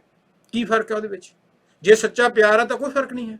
ਸੋ ਇਸ ਕਰਕੇ ਆਪਾਂ ਨੂੰ ਬੇਸਿਕਲੀ ਇਹ ਮਹੀਨੇ ਦੇ ਵਿੱਚ ਜਾਂ ਨਵਰਾਤਰੀ ਦੇ ਵਿੱਚ ਪਿਆਰ ਵੰਡਣ ਦੀ ਲੋੜ ਹੈ। ਜੇ ਅਸੀਂ ਪਿਆਰ ਵੰਡ ਲਾਂਗੇ, ਜਿੰਨੇ ਵੀ ਧਰਮ ਨੇ, ਕੋਈ ਵੀ ਧਰਮ ਲਓ, ਉਹਦੇ ਵਿੱਚ ਮੇਨ ਗੱਲ ਪ੍ਰੇਮ ਦੀ ਹੈ, ਪਿਆਰ ਦੀ ਹੈ। ਕਿਉਂਕਿ ਪਰਮਾਤਮਾ ਕਿਤੇ ਬਾਹਰ ਨਹੀਂ ਹੈਗਾ, ਪਰਮਾਤਮਾ ਸਾਡੇ ਅੰਦਰ ਬੈਠਾ। ਪਰਮਾਤਮਾ ਦੀ ਕਹਿੰਦੇ ਨੇ ਇੱਕ ਲਾਈਟ ਨੋਟ 'ਚ ਮੈਂ ਤੁਹਾਨੂੰ ਗੱਲ ਸੁਣਾ ਦਿੰਦਾ ਕਿ ਪਰਮਾਤਮਾ ਕਹਿੰਦੇ ਨੇ, ਸੱਚਾਈ ਨਹੀਂ ਗੱਲ, ਵੈਸੇ ਸਮਝਾਉਣ ਦੇ ਲਈ ਆ, ਕਿ ਪਰਮਾਤਮਾ ਅੱਲਾ ਵਾਹਿਗੁਰੂ ਪਹਿਲਾਂ ਪਹਾੜਾਂ ਦੇ ਜਾ ਕੇ ਉੱਪਰ ਬੈਠ ਗਿਆ ਤੇ ਲੋਕਾਂ ਨੇ ਕੋਸ਼ਿਸ਼ ਕੀਤੀ ਤੇ ਉਹਨਾਂ ਨੇ ਜਾ ਕੇ ਉੱਥੋਂ ਫੜ ਲਿਆ ਅੱਲਾ ਵਾਹਿਗੁਰੂ ਨੂੰ। ਉਹ ਕਹਿੰਦਾ ਨਹੀਂ ਵੀ ਇੱਥੇ ਵੀ ਮੇਰੇ ਕੋਲ ਲੋਕ ਪਹੁੰਚ ਜਾਣਗੇ ਆਪਣੀਆਂ। ਕੋਈ ਕਹਿੰਦਾ ਜੀ ਮੈਨੂੰ ਗਰਮੀ ਲੱਗਦੀ ਹੈ, ਤੁਸੀਂ ਠੰਡ ਕਰ ਦਿਓ। ਦੂਜਾ ਬੰਦਾ ਕਹਿੰਦਾ ਮੈਨੂੰ ਠੰਡ ਇੰਨੀ ਹੈ, ਗਰਮੀ ਕਰ ਦਿਓ। ਕੋਈ ਕਹਿੰਦਾ ਮੀਂਹ ਪੈਂਦਾ, ਮੀਂਹ ਨਾ ਪਾਓ, ਕੋਈ ਕਹਿੰਦਾ ਪਾ ਦਿਓ। ਕਿਉਂਕਿ ਲੋਕਾਂ ਦੀਆਂ ਅਲੱਗ-ਅਲੱਗ ਆਪਣੇ ਸੈਲਫ ਮੋਟਿਵ ਨੇ। ਫਿਰ ਉਹ ਕਹਿੰਦੇ ਪਾਣੀ 'ਚ ਲੁਕ ਗਿਆ, ਤਾਂ ਉੱਥੇ ਵੀ ਜਾ ਕੇ ਪਰਮਾਤਮਾ ਨੂੰ ਅੱਲਾ ਵਾਹਿਗੁਰੂ ਨੂੰ ਫੜ ਲਿਆ। ਫਿਰ ਉਹ ਜੰਗਲਾਂ ਵਿੱਚ ਲੁਕ ਗਿਆ, ਉੱਥੇ ਵੀ ਲੱਭ ਲਿਆ ਉਹਨਾਂ ਨੇ। ਫਿਰ ਪਰਮਾਤਮਾ ਨੇ ਸੋਚਿਆ ਵੀ ਇੱਥੇ ਤਾਂ ਲੱਭ ਲੈਣਗੇ, ਇਹ ਮੈਂ ਇੱਕ ਥਾਂ ਤੇ ਐਹੀ ਥਾਂ ਤੇ ਆ ਨਾ ਵੀ ਇਹ ਬਾਹਰ ਭੜਕਦੇ ਜਾਣਗੇ ਤੇ ਮੈਨੂੰ ਕੋਈ ਲੱਭੂਗਾ ਨਹੀਂ। ਉਹ ਜਾ ਕੇ ਸਾਡੇ ਅੰਦਰ ਬੈਠ ਗਿਆ। ਦਾ ਗੋਡ ਰਿਜ਼ਾਈਡਸ ਵਿਦਨ ਆਵਰ ਬੋਡੀ। ਤੇ ਅਸੀਂ ਬਾਹਰ ਭੜਕਦੇ ਫਿਰਦੇ, ਅੰਦਰ ਅਸੀਂ ਕੋਸ਼ਿਸ਼ ਹੀ ਨਹੀਂ ਕਰਦੇ। ਤੇ ਜਿੱਥੇ ਉਹ ਹੈਗਾ, ਬਸ ਤੂੰ ਕਹੀਂ ਢੂੰਡੇ ਕहीं ਕਿ ਬਿਦਾਵੇ हाथ, कहो कबीर ਤਾਂ ਪਾਈਏ ਜਾਂ भेदी लीजिए साथ, भेदी लिया साथ कर दीन बस्त लिखाए, ਕੋਟ ਜਨਮ ਕਾ ਪੰਧ ਥਾ ਪਲ ਮੇ ਪਹੁੰਚਾ ਜਾਏ। ਚੀਜ਼ ਕਿਤੇ ਹੈ, ਲੱਭਦੇ ਅਸੀਂ ਕਿਤੇ ਫਿਰਦੇ ਹਾਂ। ਜਦ ਮੈਨੂੰ ਯਾਦ ਹੈ 2-4 ਮਹੀਨੇ ਪਹਿਲਾਂ ਮੈਂ ਇੱਥੇ ਆਪਣੀ ਫੋਨ ਭੁੱਲ ਗਿਆ। ਮੈਂ ਕਦੇ ਆਪਣੀ ਕਾਰ 'ਚ ਲੱਭਾਂ, ਕਿਤੇ ਲੱਭਾਂ, ਕਿਤੇ ਕਮੀਜ਼ 'ਚ ਲੱਭਾਂ, ਕਿਤੇ ਘਰੇ ਲੱਭਾਂ, ਕਿਤੇ ਮੈਂ ਕਾਰ ਨੂੰ ਥੱਲੇ ਵੜ ਕੇ ਦੇਖਾਂ। ਉਹ ਜਦੋਂ ਕਿ ਮੈਂ ਸਟੂਡੀਓ 'ਚ ਭੁੱਲ ਗਿਆ ਸੀ, ਜਦੋਂ ਅਹਿਸਾਸ ਹੋਇਆ, ਮੈਨੂੰ ਪਤਾ ਲੱਗਾ ਸਟੂਡੀਓ 'ਚ ਇੱਥੇ ਆ ਗਿਆ ਤੇ ਆਰਾਮ ਨਾਲ ਮੈਨੂੰ ਮਿਲ ਗਿਆ। ਜੇ ਮੈਂ ਜਿੰਨਾ ਮਰਜ਼ੀ ਟਿਮ ਹਾਰਟਨ ਦੇ ਭੱਜਿਆ ਫਿਰਦਾ ਕਾਰਾਂ ਦੀ ਬਰਸ਼ ਕਰੀ ਜਾਂਦਾ, ਨਹੀਂ ਲੱਭਣਾ ਸੀ। ਸੋ ਕਹਿਣ ਦਾ ਪਰਪਸ, ਜਿੱਥੇ ਚੀਜ਼ ਹੈਗੀ, ਜੇ ਉੱਥੇ ਜਾਵਾਂਗੇ ਤਾਂ ਮਿਲ ਜੂਗਾ। ਸੋ ਇਸੇ ਕਰਕੇ ਨਾ ਹਰਿਮੰਦਰ ਇਹ ਸਰੀਰ ਹੈ, ਗਿਆਨ ਰਤਨ ਪ੍ਰਗਟ ਹੋਏ। ਹਰਿਮੰਦਰ, ਹਰੀ ਮੀਨਸ ਰੱਬ, ਮੰਦਰ ਨਹੀਂ ਮਨ ਦੇ ਅੰਦਰ, ਕਿ ਜਿਹੜਾ ਗੋਡ ਹੈ, ਗੋਡ ਰਿਜ਼ਾਈਡ ਵਿਦਨ ਅਸ। ਇਸੇ ਕਰਕੇ ਪਲਟੂ ਸਾਹਿਬ ਨੇ ਕਿਹਾ ਸੀ ਨਾ, ਉਲਟਾ ਕੁਆਂ ਗगन में तिसमें जरे चिराग बिना रोगन बिन बाती। ਇਹਦਾ ਮਤਲਬ ਕੀ ਹੈ ਵੀ ਜਿਹੜਾ ਸਾਡਾ ਸਿਰ ਹੈ ਨਾ, ਇਹ ਉਲਟਾ ਖੂਹ ਹੈ, ਇਹਦੇ ਵਿੱਚ ਚਿਰਾਗ ਜਗ ਰਿਹਾ, ਜਿਹਦੇ ਵਿੱਚ ਉਹ ਚਿਰਾਗ ਦੇ ਵਿੱਚ ਨਾ ਤੇਲ ਦੀ ਲੋੜ ਪਾਉਂਦੀ ਹੈ, ਨਾ ਬੱਤੀ ਦੀ ਹੈ। ਹਮੇਸ਼ਾ ਜਿੰਨਾ ਚਿਰ ਤੱਕ ਸਾਡੇ ਸਾਹ ਨੇ, ਇਹ ਚਿਰਾਗ ਚੱਲਦਾ ਰਹਿੰਦਾ। ਜਦੋਂ ਇਹ ਨਿਕਲ ਗਿਆ ਤੇ ਸਾਡੇ ਸਰੀਰ ਦੀ ਵੈਲਿਊ ਕੋਈ ਨਹੀਂ। ਇਸ ਕਰਕੇ ਕਿਸੇ ਨੂੰ ਧਰਤੀ 'ਚ ਦਫਨਾ ਦਿੱਤਾ ਜਾਂਦਾ, ਕਿਸੇ ਨੂੰ ਅੱਗ ਦੇ ਸਪੁਰਦ ਕਰ ਦਿੱਤਾ ਜਾਂਦਾ। ਇਹੀ ਤਾਂ ਸਾਡੀ ਹਕੀਕਤ ਹੈ। ਕਿੰਨੀ ਕੁ ਸਾਡੀ ਜ਼ਿੰਦਗੀ ਹੈ? ਕੋਈ 40 ਸਾਲ ਹੈ, ਕੋਈ 50 ਹੋਊ, 60 ਹੋਊ, 80 ਹੋਊ, 100 ਹੋਊਗਾ। ਜੇ 50-60 ਸਾਲ ਇੰਨੇ ਆਰਾਮ ਨਾਲ ਨਿਕਲ ਗਏ ਤੇ ਬਾਕੀ ਕਿੰਨੀ ਕੁ ਜ਼ਿੰਦਗੀ ਬਚ ਗਈ। ਸੋ ਆਪਾਂ ਕੋਸ਼ਿਸ਼ ਕਰੀਏ ਜ਼ਿੰਦਗੀ ਦੀ ਹਕੀਕਤ ਨੂੰ ਸਮਝਣ ਦੀ। ਕਿ ਜ਼ਿੰਦਗੀ ਹੈ ਕੀ। ਐਵੇਂ ਭੰਗ ਦੇ ਭਾਣੇ ਇੱਧਰ ਉੱਧਰ ਪੈਸਿਆਂ ਦੇ ਮਗਰ ਭੱਜ ਗਏ, ਨਫ਼ਰਤਾਂ ਦੇ ਭੰਗ ਭੱਜ ਗਏ, ਸੈਕਸਾਂ ਦੇ ਮਗਰ ਭੱਜ ਗਏ, ਸ਼ਰਾਬਾਂ ਕਬਾਬਾਂ ਦੇ ਮਗਰ ਭੱਜ ਗਏ, ਆਪਣੀ ਜ਼ਿੰਦਗੀ ਬਤੀਤ ਜਿਹੜੀ ਹੈ ਬਰਬਾਦ ਕਰੀ ਜਾ ਰਹੇ ਆ। ਸੋ ਜਦੋਂ ਚਲੇ ਜਾਂਦੇ ਆ ਕੌਣ ਪੁੱਛਦਾ। ਸਿਕੰਦਰ ਦੀ ਤੁਹਾਨੂੰ ਇੱਕ ਐਗਜ਼ਾਮਪਲ ਦੇਣਾ। ਸਿਕੰਦਰ ਨੇ ਸਾਰੀ ਦੁਨੀਆ ਲੁੱਟੀ। ਜਦੋਂ ਲੁੱਟੀ ਤੇ ਉਹਨੇ ਮਹਿਸੂਸ ਕੀਤਾ ਵੀ ਮੈਂ ਲੁੱਟ ਤਾਂ ਲਈ, ਲੋਕ ਮੈਨੂੰ ਯਾਦ ਨਹੀਂ ਕਰਦੇ। ਉਹਨੇ ਫਿਰ ਆਪਣੇ ਘਰਦਿਆਂ ਨੂੰ ਕਿਹਾ ਵੀ ਜਦੋਂ ਮੈਨੂੰ ਮੇਰੀ ਅਰਥੀ ਨਿਕਲਣ, ਮੇਰੇ ਕਫਨ ਦੇ ਵਿੱਚੋਂ ਮੇਰੇ ਹੱਥ ਬਾਹਰ ਕੱਢ ਦਿਓ, ਤਾਂ ਕਿ ਲੋਕਾਂ ਨੂੰ ਪਤਾ ਲੱਗੇ ਵੀ ਜਿਹਨੇ ਸਾਰੀ ਜ਼ਿੰਦਗੀ ਲੋਕਾਂ ਨੂੰ ਲੁੱਟਿਆ, ਧਨ ਦੌਲਤ ਇਕੱਠੀ ਕੀਤੀ, ਉਹਦੇ ਨਾਲ ਕੋਈ ਨਹੀਂ ਗਈ, ਇੱਥੇ ਘਾ ਖਾਲੀ ਹੱਥ ਚੱਲਿਆ। ਪਰ ਸੰਤ ਮਹਾਤਮਾ ਸਿਕੰਦਰ ਨੂੰ ਕੋਈ ਨਹੀਂ ਜਾਣਦਾ, ਸਿਕੰਦਰ ਦੀ ਜਨਮ ਤਰੀਕ ਨੂੰ ਕੋਈ ਨਹੀਂ ਜਾਣਦਾ, ਸਿਕੰਦਰ ਦੇ ਉੱਤੇ ਕੋਈ ਮੇਲੇ ਨਹੀਂ ਮਨਾਏ ਜਾਂਦੇ। ਪਰ ਬੁੱਲੇ ਸ਼ਾਹ ਦੀਆਂ ਨਮਾਰ ਜਿਹੜੀ ਹੈ ਅੱਜ ਵੀ ਆਪਾਂ ਸਿਜਦੇ ਕਰਦੇ ਹਾਂ। ਮੁਹੰਮਦ ਸਾਹਿਬ ਦੇ ਰੋਜ਼ਾਨਾ ਆਪਾਂ ਮਸਜਿਦ ਦੇ ਵਿੱਚ ਜਾ ਕੇ ਸਿਜਦੇ ਕਰਦੇ ਹਾਂ। ਰਾਮਚੰਦਰ ਜੀ ਦੇ ਰੋਜ਼ਾਨਾ ਆਪਾਂ ਅਯੋਧਿਆ ਦੇ ਵਿੱਚ ਸਿਜਦੇ ਕਰਦੇ ਹਾਂ। ਕਿਉਂ? ਕਿਉਂਕਿ ਉਹਨਾਂ ਨੇ ਦੌਲਤ ਨਹੀਂ ਜਿੱਤੀ, ਉਹਨਾਂ ਨੇ ਲੋਕਾਂ ਦੇ ਦਿਲ ਜਿੱਤੇ ਸੀ। ਸੋ ਸਾਨੂੰ ਵੀ ਚਾਹੀਦਾ ਜਦੋਂ ਅਸੀਂ ਦਿਲ ਜਿੱਤ ਲਾਂਗੇ ਨਾ, ਲੋਕ ਫੇਰ ਯਾਦ ਕਰਦੇ ਨੇ। ਜੇ ਅਸੀਂ ਹੇਰਾ ਫੇਰੀਆਂ ਕਰਕੇ, ਸਮਾਰਟਨੈਸ ਵੀ ਰੀਅਲ ਸਟੇਟ ਕਰਕੇ ਪੈਸੇ ਇਕੱਠੇ ਕਰ ਲਏ, ਵੱਡੇ ਮਕਾਨ ਲੈ ਲਏ, ਵੱਡੀਆਂ ਕਾਰਾਂ ਲੈ ਲਈਆਂ, ਲੈ ਲਓ, ਪਹਿਲਾਂ ਤਾਂ ਉਸੇ ਮੰਜੇ ਤੇ ਹੀ ਹੈ। ਉਹ ਵੀ ਸਮਝਣ ਦੀ ਜ਼ਿਆਦਾ ਪੈਸੇ ਹੋਣਗੇ, ਰਾਤ ਨੂੰ ਡਰ ਲੱਗਿਆ ਰੂ ਕਿਤੇ ਇਨਕਮ ਟੈਕਸ ਦੇ ਛਾਪੇ ਨਾ ਪੈ ਜਾਣ, ਕਿਤੇ ਚੋਰੀ ਨਾ ਆ ਜਾਣ, ਕਿਤੇ ਕੋਈ ਗਰਦਨੀ ਨਾ ਫੜ ਲੇ। ਜੇ ਜਿਸ ਕੋ ਕਛੂ ਨਾ ਚਾਹੀਏ ਵਹੀ ਸ਼ਹਿਨशाह। ਜਿਹੜੇ ਬੰਦੇ ਨੂੰ ਕੁਛ ਨਹੀਂ ਚਾਹੀਦਾ, ਜਿਹੜਾ ਬੰਦਾ ਅੰਦਰੋਂ ਖੁਸ਼ ਹੈ, ਉਹਨੂੰ ਕੋਈ ਫਰਕ ਹੀ ਨਹੀਂ ਪੈਂਦਾ। ਕਹਿੰਦੇ ਨੇ ਨਾ ਉਹ ਬੁੱਲੇ ਸ਼ਾਹ ਤੇ ਉਹਦੇ ਮਰੀਦ ਸੀਗੇ, ਉਹ ਵੀ ਰੋਜ਼ਿਆਂ ਦੇ ਉੱਤੇ, ਚਲੋ ਗੱਲ ਨਾਲ ਢੁੱਕ ਗਈ, ਐਗਜ਼ਾਮਪਲ ਵੀ ਹੋਣਗੀ, ਕਿ ਉਹਨਾਂ ਨੇ ਕਿਹਾ ਸੀ ਵੀ ਆਪਣਾ ਨਾਂ ਨੂੰ ਦੱਸਣ ਦੀ ਲੋੜ ਨਹੀਂ, ਸਿਰਫ ਤੁਸੀਂ ਉਸ ਖੁਦਾ ਦੇ ਨਾਲ ਲਿਵ ਲਾ ਕੇ ਰੱਖੋ। ਉਹਦੇ ਜਿਹੜੇ ਮੁਰੀਦ ਸੀਗੇ 4-5 ਬੇਰ ਖਾ ਰਹੇ ਸੀ, ਕਿਉਂਕਿ ਉਹਨੇ ਕਿਹਾ ਸੀ ਵੀ ਇਹਦੇ ਵਿੱਚ ਕੋਈ ਮਤਲਬ ਡੋਂਟ ਟੇਕ ਮੀ ਰੋਂਗ, ਮੈਂ ਤਾਂ ਐਗਜ਼ਾਮਪਲ ਦੇਣ ਦੀ ਸਮਝਾਉਣ ਦੀ ਕੋਸ਼ਿਸ਼ ਕੀਤੀ, ਕਿਸ ਦੀ ਮੈਂ ਫੀਲਿੰਗ ਨੂੰ ਹਟ ਨਹੀਂ ਕੀਤੀ। ਉਹ ਬੇਰ ਖਾ ਰਹੇ ਸੀਗੇ, ਕੋਲੋਂ ਦੀ ਹੋਰ ਜਿਹੜੇ ਸਿਕਿਉਰਿਟੀ ਦੇ ਬੰਦੇ ਮੁਸਲਿਮ ਨਿਕਲੇ, ਉਹਨਾਂ ਨੇ ਪੁੱਛਿਆ ਵੀ ਇਹ ਲੱਗਦੇ ਮੁਸਲਮਾਨ ਨੇ ਤੇ ਬੇਰ ਖਾਈ ਜਾਂਦੇ ਨੇ। ਜਦੋਂ ਪੁੱਛਿਆ ਉਹਨਾਂ ਨੇ ਨਾਂ ਦੱਸਤਾ ਵੀ ਇਮਰਾਨ ਖਾਨ ਹੈ ਜੀ ਮੇਰਾ ਨਾਂ ਤਾਂ, ਤੇ ਫਵਾਦ ਚੌਧਰੀ ਆ, ਉਹਨੇ ਫੜ ਕੇ 4-4 ਮਾਰੇ ਛਿੱਤਰ ਵੀ ਤੁਸੀਂ ਰੋਜ਼ੇ ਹੋ ਕੇ ਤੁਸੀਂ ਖਾਈ ਜਾਂਦੇ ਹੋ। ਤੇ ਉਹਨਾਂ ਨੇ ਕਿਹਾ ਅੰਦਰ ਜਾਓ। ਅੰਦਰ ਬੁੱਲੇ ਸ਼ਾਹ ਬੈਠੇ ਸੀਗੇ, ਉਹ ਵੀ ਖਾ ਰਹੇ ਸੀਗੇ, ਉਹ ਆਪਣੀ ਮਸਤੀ ਦੇ ਵਿੱਚ ਰੱਬ ਨੂੰ ਯਾਦ ਕਰਦੇ ਸੀ ਆਪਣੇ ਘਰ। ਉਹਨੂੰ 2-4 ਪੁੱਛਿਆ ਉਹਨਾਂ ਪੁਲਿਸ ਵਾਲਿਆਂ ਨੇ ਵੀ ਤੂੰ ਤੇਰਾ ਨਾਂ ਕੀ ਹੈ? ਉਹ ਬੋਲਿਆ ਕਹਿੰਦੇ ਕਮਲੇ ਮੂੰਹ ਕਰੀ ਜਾਵੇ। ਫਿਰ ਉਹ ਕਹਿੰਦੇ ਉਹਦਾ ਕਮਲਾ ਛੱਡ ਪਰਾਂ, ਉਹਨੂੰ ਛੱਡ ਕੇ ਚਲੇ ਗਏ। ਉਹਦੇ ਮਰੀਦਾਂ ਨੇ ਪੁੱਛਿਆ ਵੀ ਬੁੱਲੇ ਸ਼ਾਹ ਨੂੰ ਵੀ ਸਾਡੇ ਤਾਂ ਛਿੱਤਰ ਮਾਰ ਕੇ, ਕਹਿੰਦੇ ਕੀ ਗੱਲ ਹੋ ਗਈ? ਕਹਿੰਦੇ ਸਾਡਾ ਨਾਂ ਪੁੱਛਿਆ, ਮੈਂ ਕਿਹਾ ਇਮਰਾਨ ਖਾਨ। ਕਹਿੰਦਾ ਮੈਨੂੰ ਪੁੱਛਿਆ, ਮੈਂ ਕਿਹਾ ਫਵਾਦ ਚੌਧਰੀ ਆਏ ਨਾ, ਸੱਚੇ ਸੋਚੇ ਜਿਹੜੇ ਪਾਕਿਸਤਾਨ ਵਾਲਿਆਂ ਦਾ ਨਾਂ ਲੈ ਰਿਹਾ ਮੈਂ। ਸੋ ਕਹਿੰਦੇ ਸਾਡੇ ਛਿੱਤਰ ਮਾਰ ਗਏ। ਤੇ ਕਹਿੰਦਾ ਫਿਰ ਤੁਸੀਂ ਕੁਝ ਬਣੇ ਸੀ ਨਾ, ਫਵਾਦ ਚੌਧਰੀ ਇਮਰਾਨ ਖਾਨ ਬਣੇ ਸੀਗੇ। ਹਾਂਜੀ, ਸੋ ਮੈਂ ਕੁਝ ਬਣਿਆ ਨਹੀਂ, ਇਸ ਕਰਕੇ ਮੈਨੂੰ ਕੁਝ ਕਿਹਾ ਨਹੀਂ। ਸੋ ਜਦੋਂ ਪਰਮਾਤਮਾ ਦੇ ਨਾਲ ਆਪਾਂ ਅੰਗ ਸੰਗ ਲੱਗ ਜਾਂਦੇ ਹਾਂ, ਉਹਦੇ ਨਾਲ ਅਟੈਚਮੈਂਟ ਹੁੰਦੀ ਹੈ, ਫਿਰ ਉਹਦੇ ਵਿੱਚ ਸਾਡਾ ਕੋਈ ਨਾਂ ਨਹੀਂ ਹੁੰਦਾ, ਕੋਈ ਧਰਮ ਨਹੀਂ ਹੁੰਦਾ, ਕੋਈ ਜਾਤ ਨਹੀਂ ਹੁੰਦੀ। ਅਸੀਂ ਉਹਦੇ ਨਾਲ ਜਿਸ ਤਰ੍ਹਾਂ ਪਾਣੀ ਦੇ ਵਿੱਚ ਆਪਾਂ ਮਿਸ਼ਰੀ ਪਾਈਏ, ਨਮਕ ਪਾਈਏ, ਖੰਡ ਪਾਈਏ, ਉਹ ਘੁਲ ਜਾਂਦੀ, ਉਹਦੇ ਬਾਅਦ ਸਾਨੂੰ ਪਤਾ ਹੀ ਨਹੀਂ ਲੱਗਦਾ ਕੀ ਚੀਜ਼ ਹੈ। ਇਸ ਤਰ੍ਹਾਂ ਜਿਹੜਾ ਸਾਡੀ ਰੂਹ ਉਹਦੇ ਨਾਲ ਮਰਜ ਹੋ ਜਾਂਦੀ ਹੈ ਜਿਉਂਦੇ ਜੀ, ਤੇ ਫਿਰ ਅਸੀਂ ਉਹਦਾ ਹੀ ਰੂਪ ਹੋ ਜਾਂਦੇ ਹਾਂ, ਜਿਵੇਂ ਮੁਹੰਮਦ ਸਾਹਿਬ ਅੱਲਾ ਦੇ ਰੂਪ ਹੋਏ ਸੀਗੇ, ਜਿਵੇਂ ਕ੍ਰਿਸ਼ਨ ਭਗਵਾਨ ਹੋ ਗਏ ਸੀਗੇ। ਇਸੇ ਤਰ੍ਹਾਂ ਹੀ ਦਾਦੂ ਸਾਹਿਬ ਹੋਏ ਨੇ, ਪਲਟੂ ਸਾਹਿਬ ਹੋਏ ਨੇ, ਬਹੁਤ ਸੂਫੀ ਫਕੀਰ ਹੋਏ ਨੇ, ਜਿਹੜੇ ਕਿ ਮੌਲਾ ਹੀ ਮੌਲਾ ਕਰਦੇ, ਕਹਿੰਦੇ ਨੇ ਵੀ 24 ਨਮਾਜ਼ ਮੈਨੂੰ ਹੁਣ ਯਾਦ ਨਹੀਂ ਫਕਰ ਦੀਆਂ, ਤੂੰ ਕਿਹੜੀਆਂ 5 ਪੜ੍ਹਦਾ, ਮੇਰਾ ਮੌਲਾ ਮੌਲਾ ਕਰਦਾ। ਮੇਰੀ ਤਾਂ ਹਰ ਟਾਈਮ ਪਰਮਾਤਮਾ ਦੇ ਨਾਲ ਲਿਵ ਲੱਗੀ ਵੀ ਹੈ, ਤੇ ਉਹਨੂੰ ਕੀ ਫਰਕ ਹੈ ਜਿਹਦਾ ਸਾਹ ਹੀ ਪਰਮਾਤਮਾ ਦੇ ਨਾਲ ਚੱਲਦਾ। ਸੋ ਇਸ ਕਰਕੇ ਆਪਾਂ ਨੂੰ ਇਹ ਰਮਜ਼ਾਨ ਦਾ ਮਹੀਨਾ, ਮੈਂ ਸੌਰੀ ਮੈਂ ਕਿਸੇ ਪਾਸੇ ਜੇ ਹੋਰ ਲੈ ਕੇ ਆਉਂ, ਮੈਂ ਫੇਰ ਇੱਕ ਵਾਰੀ ਤੁਹਾਨੂੰ ਇਹ ਰਿਕੁਐਸਟ ਕਰ ਦੇਣਾ, ਪਲੀਜ਼ ਉਹਨੂੰ ਕਦੇ ਨੈਗੇਟਿਵ ਨਾ ਕਹੋ। ਜਿਹੜੇ ਧਰਮ ਨੇ ਨਾ ਇਸੇ ਕਰਕੇ ਹੈ ਨਫ਼ਰਤਾਂ ਫੈਲਦੀਆਂ। ਸ਼ੁਰਲੀ ਜੇ ਕੋਈ ਬੰਦਾ ਛੱਡ ਜਾਂਦਾ ਵੀ ਉਹਨੇ ਐਂ ਕਹਿਤਾ, ਉਹਨੇ ਐਂ ਕੀਤਾ, ਉਹਦੀ ਭਾਵਨਾ ਨਹੀਂ ਦੇਖਦੇ ਵੀ ਕੀ ਹੈ। ਭਾਵਨਾ ਆਪਣੀ ਗੁੱਡ ਹੈ, ਪਿਆਰ ਪੈਦਾ ਕਰਨਾ। ਸ਼ਬਦ ਕੋਈ ਇੱਧਰ ਉੱਧਰ ਹੋ ਸਕਦਾ, ਕਿਉਂਕਿ ਮੇਰੀ ਲੱਗ ਹੈ ਹੁਣ ਜੇ ਗੋਰੇ ਨੂੰ ਕਹਾਂਗੇ ਆਪਾਂ ਵੀ ਤੂੰ ਕਹਿ ਦੇ ਵੀ ਉਹ ਬਿਲਾਵਲ ਭੁੱਟੋ, ਲੈ ਕਹਿ ਕੇ ਦਿਖਾ ਦੇ, ਗੋਰਾ ਪੂਰਾ ਨਾਂ ਲੈ ਕੇ ਦਿਖਾ ਦੇ, ਉਹਨੂੰ ਉਹਦਾ ਅਲੱਗ ਹੋਊਗਾ ਆਪਣਾ ਸਟਾਈਲ, ਪਰ ਪਰਪਸ ਤਾਂ ਇੱਕੋ ਹੀ ਆ ਗੱਲ ਕਹਿਣ ਦੀ। ਗੱਲ ਹੁਣ ਸਾਡੀ ਗੱਲ ਜਿਹੜੀ ਆਪਾਂ ਹਿੰਦੂ ਆ ਜਾਂ ਮੁਸਲਿਮ ਆ, ਆਪਾਂ ਉਰਦੂ ਹਿੰਦੀ ਪੰਜਾਬੀ ਵਧੀਆ ਆਉਂਦੀ ਹੈ, ਆਪਾਂ ਤਾਂ ਅੰਗਰੇਜ਼ੀ ਟੁੱਟੀ ਫੁੱਟੀ ਗੋਰੇ ਨਾਲ ਬੋਲ ਲਾਉਂਦੇ ਆ, ਆਪਾਂ ਕਹਿੰਦੇ ਆਪਣੇ ਆਪ ਨੂੰ ਇਨਫੀਰੀਟੀ ਮਹਿਸੂਸ ਕਰਦੇ ਆ। ਜਦੋਂ ਕਿ ਲੈਂਗੁਏਜ ਜਿਹੜਾ ਇਹ ਤਾਂ it's a means of understanding, means of communication, ਇੱਕ ਦੂਜੇ ਦੇ ਜਜ਼ਬਾਤ ਇੱਕ ਦੂਜੇ ਤੱਕ ਪਹੁੰਚਾਉਣਾ, ਮੈਸੇਜ ਦੇਣਾ ਹੁੰਦਾ। ਇਹਦਾ ਮਤਲਬ ਇਹ ਨਹੀਂ ਵੀ ਜਿਹੜਾ ਕਿ ਅੰਗਰੇਜ਼ੀ ਪੜ੍ਹੇ ਹੋਏ ਨੇ ਕੋਈ ਬਹੁਤ ਜ਼ਿਆਦਾ ਮਹਾਨ ਨੇ, ਉਹ ਤਾਂ ਲੈਂਗੁਏਜ ਤਾਂ ਸਮਝਣ ਦੀ ਗੱਲ ਹੈ। ਸੋ ਜੇ ਗੋਰੇ ਨੂੰ ਕਹੀਏ ਤੇ ਗੋਰਾ ਕਿੱਥੋਂ ਕਹਿ ਦੂਗਾ? ਹਾਂਜੀ, ਮੈਨੂੰ ਗੱਲ ਯਾਦ ਹੈ ਵੀ ਇੱਕ ਵਾਰੀ ਗੋਰਾ ਸਾਡੇ ਉੱਥੇ ਇੰਡੀਆ ਦੇ ਵਿੱਚ ਆਇਆ, ਤੇ ਉੱਥੇ ਬੱਸ ਸਟੈਂਡ ਤੋਂ ਉਹਨੇ ਬੱਸ ਲੈ ਕੇ ਜਾਣਾ ਸੀਗਾ ਅੰਮ੍ਰਿਤਸਰ, ਤੇ ਜਲੰਧਰ ਤੋਂ ਜਦੋਂ ਬੱਸ ਚੜ੍ਹਿਆ ਤੇ ਉੱਥੇ ਉਹਨੇ ਪੁੱਛਿਆ ਕਿਸੇ ਨੂੰ ਵੀ ਦਿਸ ਬੱਸ ਗੋਜ਼ ਟੂ ਅੰਮ੍ਰਿਤਸਰ। ਉਹ ਬੰਦਾ ਕਿਉਂ ਕਹਿੰਦਾ ਆਹੋ। ਹੁਣ ਗੋਰੇ ਨੂੰ ਕੀ ਪਤਾ ਆਹੋ ਕੀ ਮਤਲਬ ਹੈ। ਉਹਨੇ ਫਿਰ ਅੱਗੇ ਕਿਸੇ ਨੂੰ ਹੋਰ ਪੁੱਛ ਲਿਆ, ਸੂਟਡ ਵੂਟਡ ਟਾਈ ਲਾਈ ਸੀ, ਉਹ ਕਹਿੰਦਾ ਦਿਸ ਬੱਸ ਗੋਜ਼ ਟੂ ਅੰਮ੍ਰਿਤਸਰ, ਕਹਿੰਦਾ ਹਾਂਜੀ। ਉਹਨੂੰ ਫੇਰ ਨਾ ਸਮਝ ਲੱਗੇ, ਤੇ ਉਹਨੇ ਪੁੱਛਿਆ ਉਹਨੂੰ ਪੜ੍ਹੇ ਲਿਖੇ ਨੂੰ ਵੀ what is the difference between ਆਹੋ ਐਂਡ ਹਾਂਜੀ।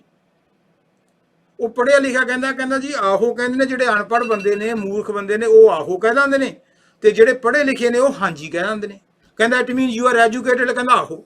ਸੋ ਕਹਿਣ ਦਾ ਮਤਲਬ ਕੀ ਆ ਵੀ ਇਹ ਇੱਕ ਸ਼ਬਦ ਨੇ, ਸ਼ਬਦਾਂ ਦਾ ਮਤਲਬ ਜਿੱਧਰ ਨੂੰ ਮਰਜ਼ੀ ਕੱਢ ਲਓ। ਗੱਲ ਆਪਾਂ ਅੰਡਰਸਟੈਂਡਿੰਗ ਦੀ ਆ ਵੀ ਚਾਹੇ ਆਹੋ ਕਹੋ ਚਾਹੇ ਹਾਂਜੀ ਕਹੋ, ਗੱਲ ਦੱਸਣਾ ਮਤਲਬ ਵੀ ਹਾਂ ਭਾਈ ਸਾਹਿਬ ਗੋਰੇ ਜੀ ਤੁਸੀਂ ਇਸ ਬੱਸ 'ਚ ਬਹਿ ਜਾਓ, ਅੰਮ੍ਰਿਤਸਰ ਹੀ ਜਾਊਗੀ। ਗੱਲ ਤਾਂ ਇੰਨੀ ਹੈ। ਤੇ ਆਪਾਂ ਗੱਲਾਂ ਦੇ ਸ਼ਬਦਾਂ ਦੇ ਮਗਰ ਨਾ ਜਾਓ। ਸ਼ਬਦ ਜਿਹੜੇ ਨੇ ਉਹ ਇਨਸਾਨ ਨੇ ਬਣਾਏ ਨੇ, ਸ਼ਬਦਾਂ ਦੇ ਕਹਿਣ ਦੇ ਪ੍ਰੋਨਾਂਸੀਏਸ਼ਨ 'ਚ ਫਰਕ ਪੈ ਸਕਦਾ ਹੈ, ਪਰ ਆਪਾਂ ਅੱਜ ਦੇ ਦਿਨ ਕੋਸ਼ਿਸ਼ ਕਰੀਏ ਜਦੋਂ ਆਪਾਂ ਈਦ ਆਏਗੀ ਤੇ ਇਨਸ਼ਾ ਅੱਲਾ ਜੇ ਪ੍ਰਮਾਤਮਾ ਨੇ ਚਾਹਿਆ, ਵਾਹਿਗੁਰੂ ਨੇ ਚਾਹਿਆ, ਅੱਲਾ ਨੇ ਚਾਹਿਆ, ਆਪਾਂ ਈਦ ਦੇ ਉੱਤੇ ਤੁਹਾਡੀਆਂ ਵੀ ਕਾਲਸ ਲਵਾਂਗੇ। ਆਪਾਂ ਨੂੰ ਬੜੇ ਡੀਪ ਦੇ ਵਿੱਚ ਮੈਂ ਈਦ ਦੇ ਬਾਰੇ ਗੱਲ ਕਰਨੀ ਚਾਹੁੰਦਾ ਕਿ ਮਿੱਠੀ ਈਦ ਜਿਹੜੀ ਹੈ ਤਾਂ ਕਰਕੇ ਕਿਹਾ ਜਾਂਦਾ ਵੀ ਇਹਨਾਂ ਦਿਨਾਂ 'ਚ ਖਾਣ ਪੀਣ ਦੀਆਂ ਮਠਿਆਈਆਂ ਦੱਬ ਕੇ ਦੀਆਂ, ਫਿਰ ਬਕਰ ਈਦ ਹੁੰਦੀ ਹੈ, ਉਦੋਂ ਹੋਰ ਹਿਸਾਬ ਕਿਤਾਬ ਹੁੰਦਾ। ਸੋ ਇਹ ਰਮਜ਼ਾਨ ਦਾ ਮਹੀਨਾ ਤੇ ਆਪਾਂ ਕੁੱਲ ਕਾਇਨਾਤ ਦੇ ਅੱਗੇ, ਅੱਲਾ ਵਾਹਿਗੁਰੂ ਦੇ ਅੱਗੇ ਫਰਿਆਦ ਕਰਦੇ ਹਾਂ ਵੀ ਨਫ਼ਰਤਾਂ ਘਟਣ। ਈਵਨ ਪਾਕਿਸਤਾਨ ਦੇ ਵਿੱਚ ਵੀ ਜੋ ਹੋ ਰਿਹਾ, ਕੋਈ ਦੰਗੇ ਫਸਾਦ ਨਾ ਹੋਣ, ਪਿਆਰ ਨਾਲ ਗੱਲ ਹੱਲ ਹੋ ਜੇ। ਕੀ ਇਹ ਜਿਹੜੀਆਂ ਪਾਵਰਾਂ ਪੂਵਰਾਂ ਇੱਥੇ ਹੀ ਰਹਿ ਜਾਣੀਆਂ ਨੇ? ਕਿੰਨੇ ਇੱਥੇ ਆ ਕੇ ਚਲੇ ਗਏ, ਕਿੰਨੇ ਇੱਥੇ ਹੋਰ ਆਉਣੇ ਨੇ? ਕਿਉਂ ਅਸੀਂ ਇੱਕ ਦੂਜੇ ਨਾਲ ਝੂਠ ਫਰੇਬ ਦੀ ਦੁਨੀਆ ਕਰਦੇ ਹਾਂ? ਪਿਆਰ ਨਾਲ ਰਹੀਏ। ਪਿਆਰ ਇੱਕ ਹੱਥ ਵਧਾਓ, ਹੌਲੀ ਹੌਲੀ ਦੂਜਾ ਵੀ ਵਧਾ ਲੂਗਾ। ਗੱਲ ਤਾਂ ਪਿਆਰ ਦਾ ਬੂਟਾ ਤਾਂ ਲਾਈਏ। ਅਸੀਂ ਬੂਟਾ ਜਦੋਂ ਹੇਰਾ ਫੇਰੀ ਦਾ ਲਾਉਣੇ ਆ, ਨਫ਼ਰਤ ਦਾ ਲਾਉਣੇ ਆ, ਚੋਰੀ ਦਾ ਲਾਉਣੇ ਆ, ਠੱਗੀ ਦਾ ਲਾਉਣੇ ਆ, ਤੇ ਆਸ ਕਰਦੇ ਹਾਂ ਉਹਦੇ ਚੋਂ ਮਿੱਠਾ ਮਿਲ ਜੂਗਾ। ਮਿੱਠਾ ਕਿੱਥੋਂ ਮਿਲ ਜੂ? ਜਿਹੋ ਜਿਹਾ ਬੂਟਾ ਬੀਜਿਆ, as you so so shell you reap. ਜਿਹੋ ਜਿਹੇ ਕੰਮ ਕੀਤੇ ਨੇ ਉਹਦਾ ਫਿਰ ਉਹੀ ਫਲ ਮਿਲਣਾ। ਜੇ ਚੰਗਾ ਕੀਤਾ ਹੋਵੇ ਤੇ ਚੰਗਾ ਫਲ ਮਿਲੂਗਾ। ਮੇਰੇ ਖਿਆਲ ਟਾਈਮ ਸਮਾਪਤੀ ਦੀ ਵੱਲ ਹੈ, ਤੇ ਜੇ ਹੁਣ ਇੱਕ ਅੱਧਾ ਮਿੰਟ ਬਚਿਆ ਗਾਣਾ ਸੁਣ ਲਓ ਤੇ ਮੈਨੂੰ ਦਿਓ ਆ ਗਿਆ। ਨੈਕਸਟ ਵੀਕ ਆਪਾਂ ਫੇਰ ਕੋਈ ਹੋਰ ਟੌਪਿਕ ਤੇ ਗੱਲ ਕਰਾਂਗੇ। ਫੇਰ ਮੈਂ ਹੱਥ ਜੋੜ ਕੇ ਕਹਿਣਾ, ਜੇ ਕੋਈ ਕਿਹਾ ਗਿਆ ਹੋਵੇ ਮੈਂ ਦਿਲੋਂ ਮਾਫੀ ਮੰਗਦਾ। ਮੇਰਾ ਕੋਈ ਪਰਪਸ ਇਸ ਤਰ੍ਹਾਂ ਦਾ ਨਹੀਂ ਸੀ, ਪਿਆਰ ਪੈਦਾ ਕਰਨਾ ਸੀ। Thank you.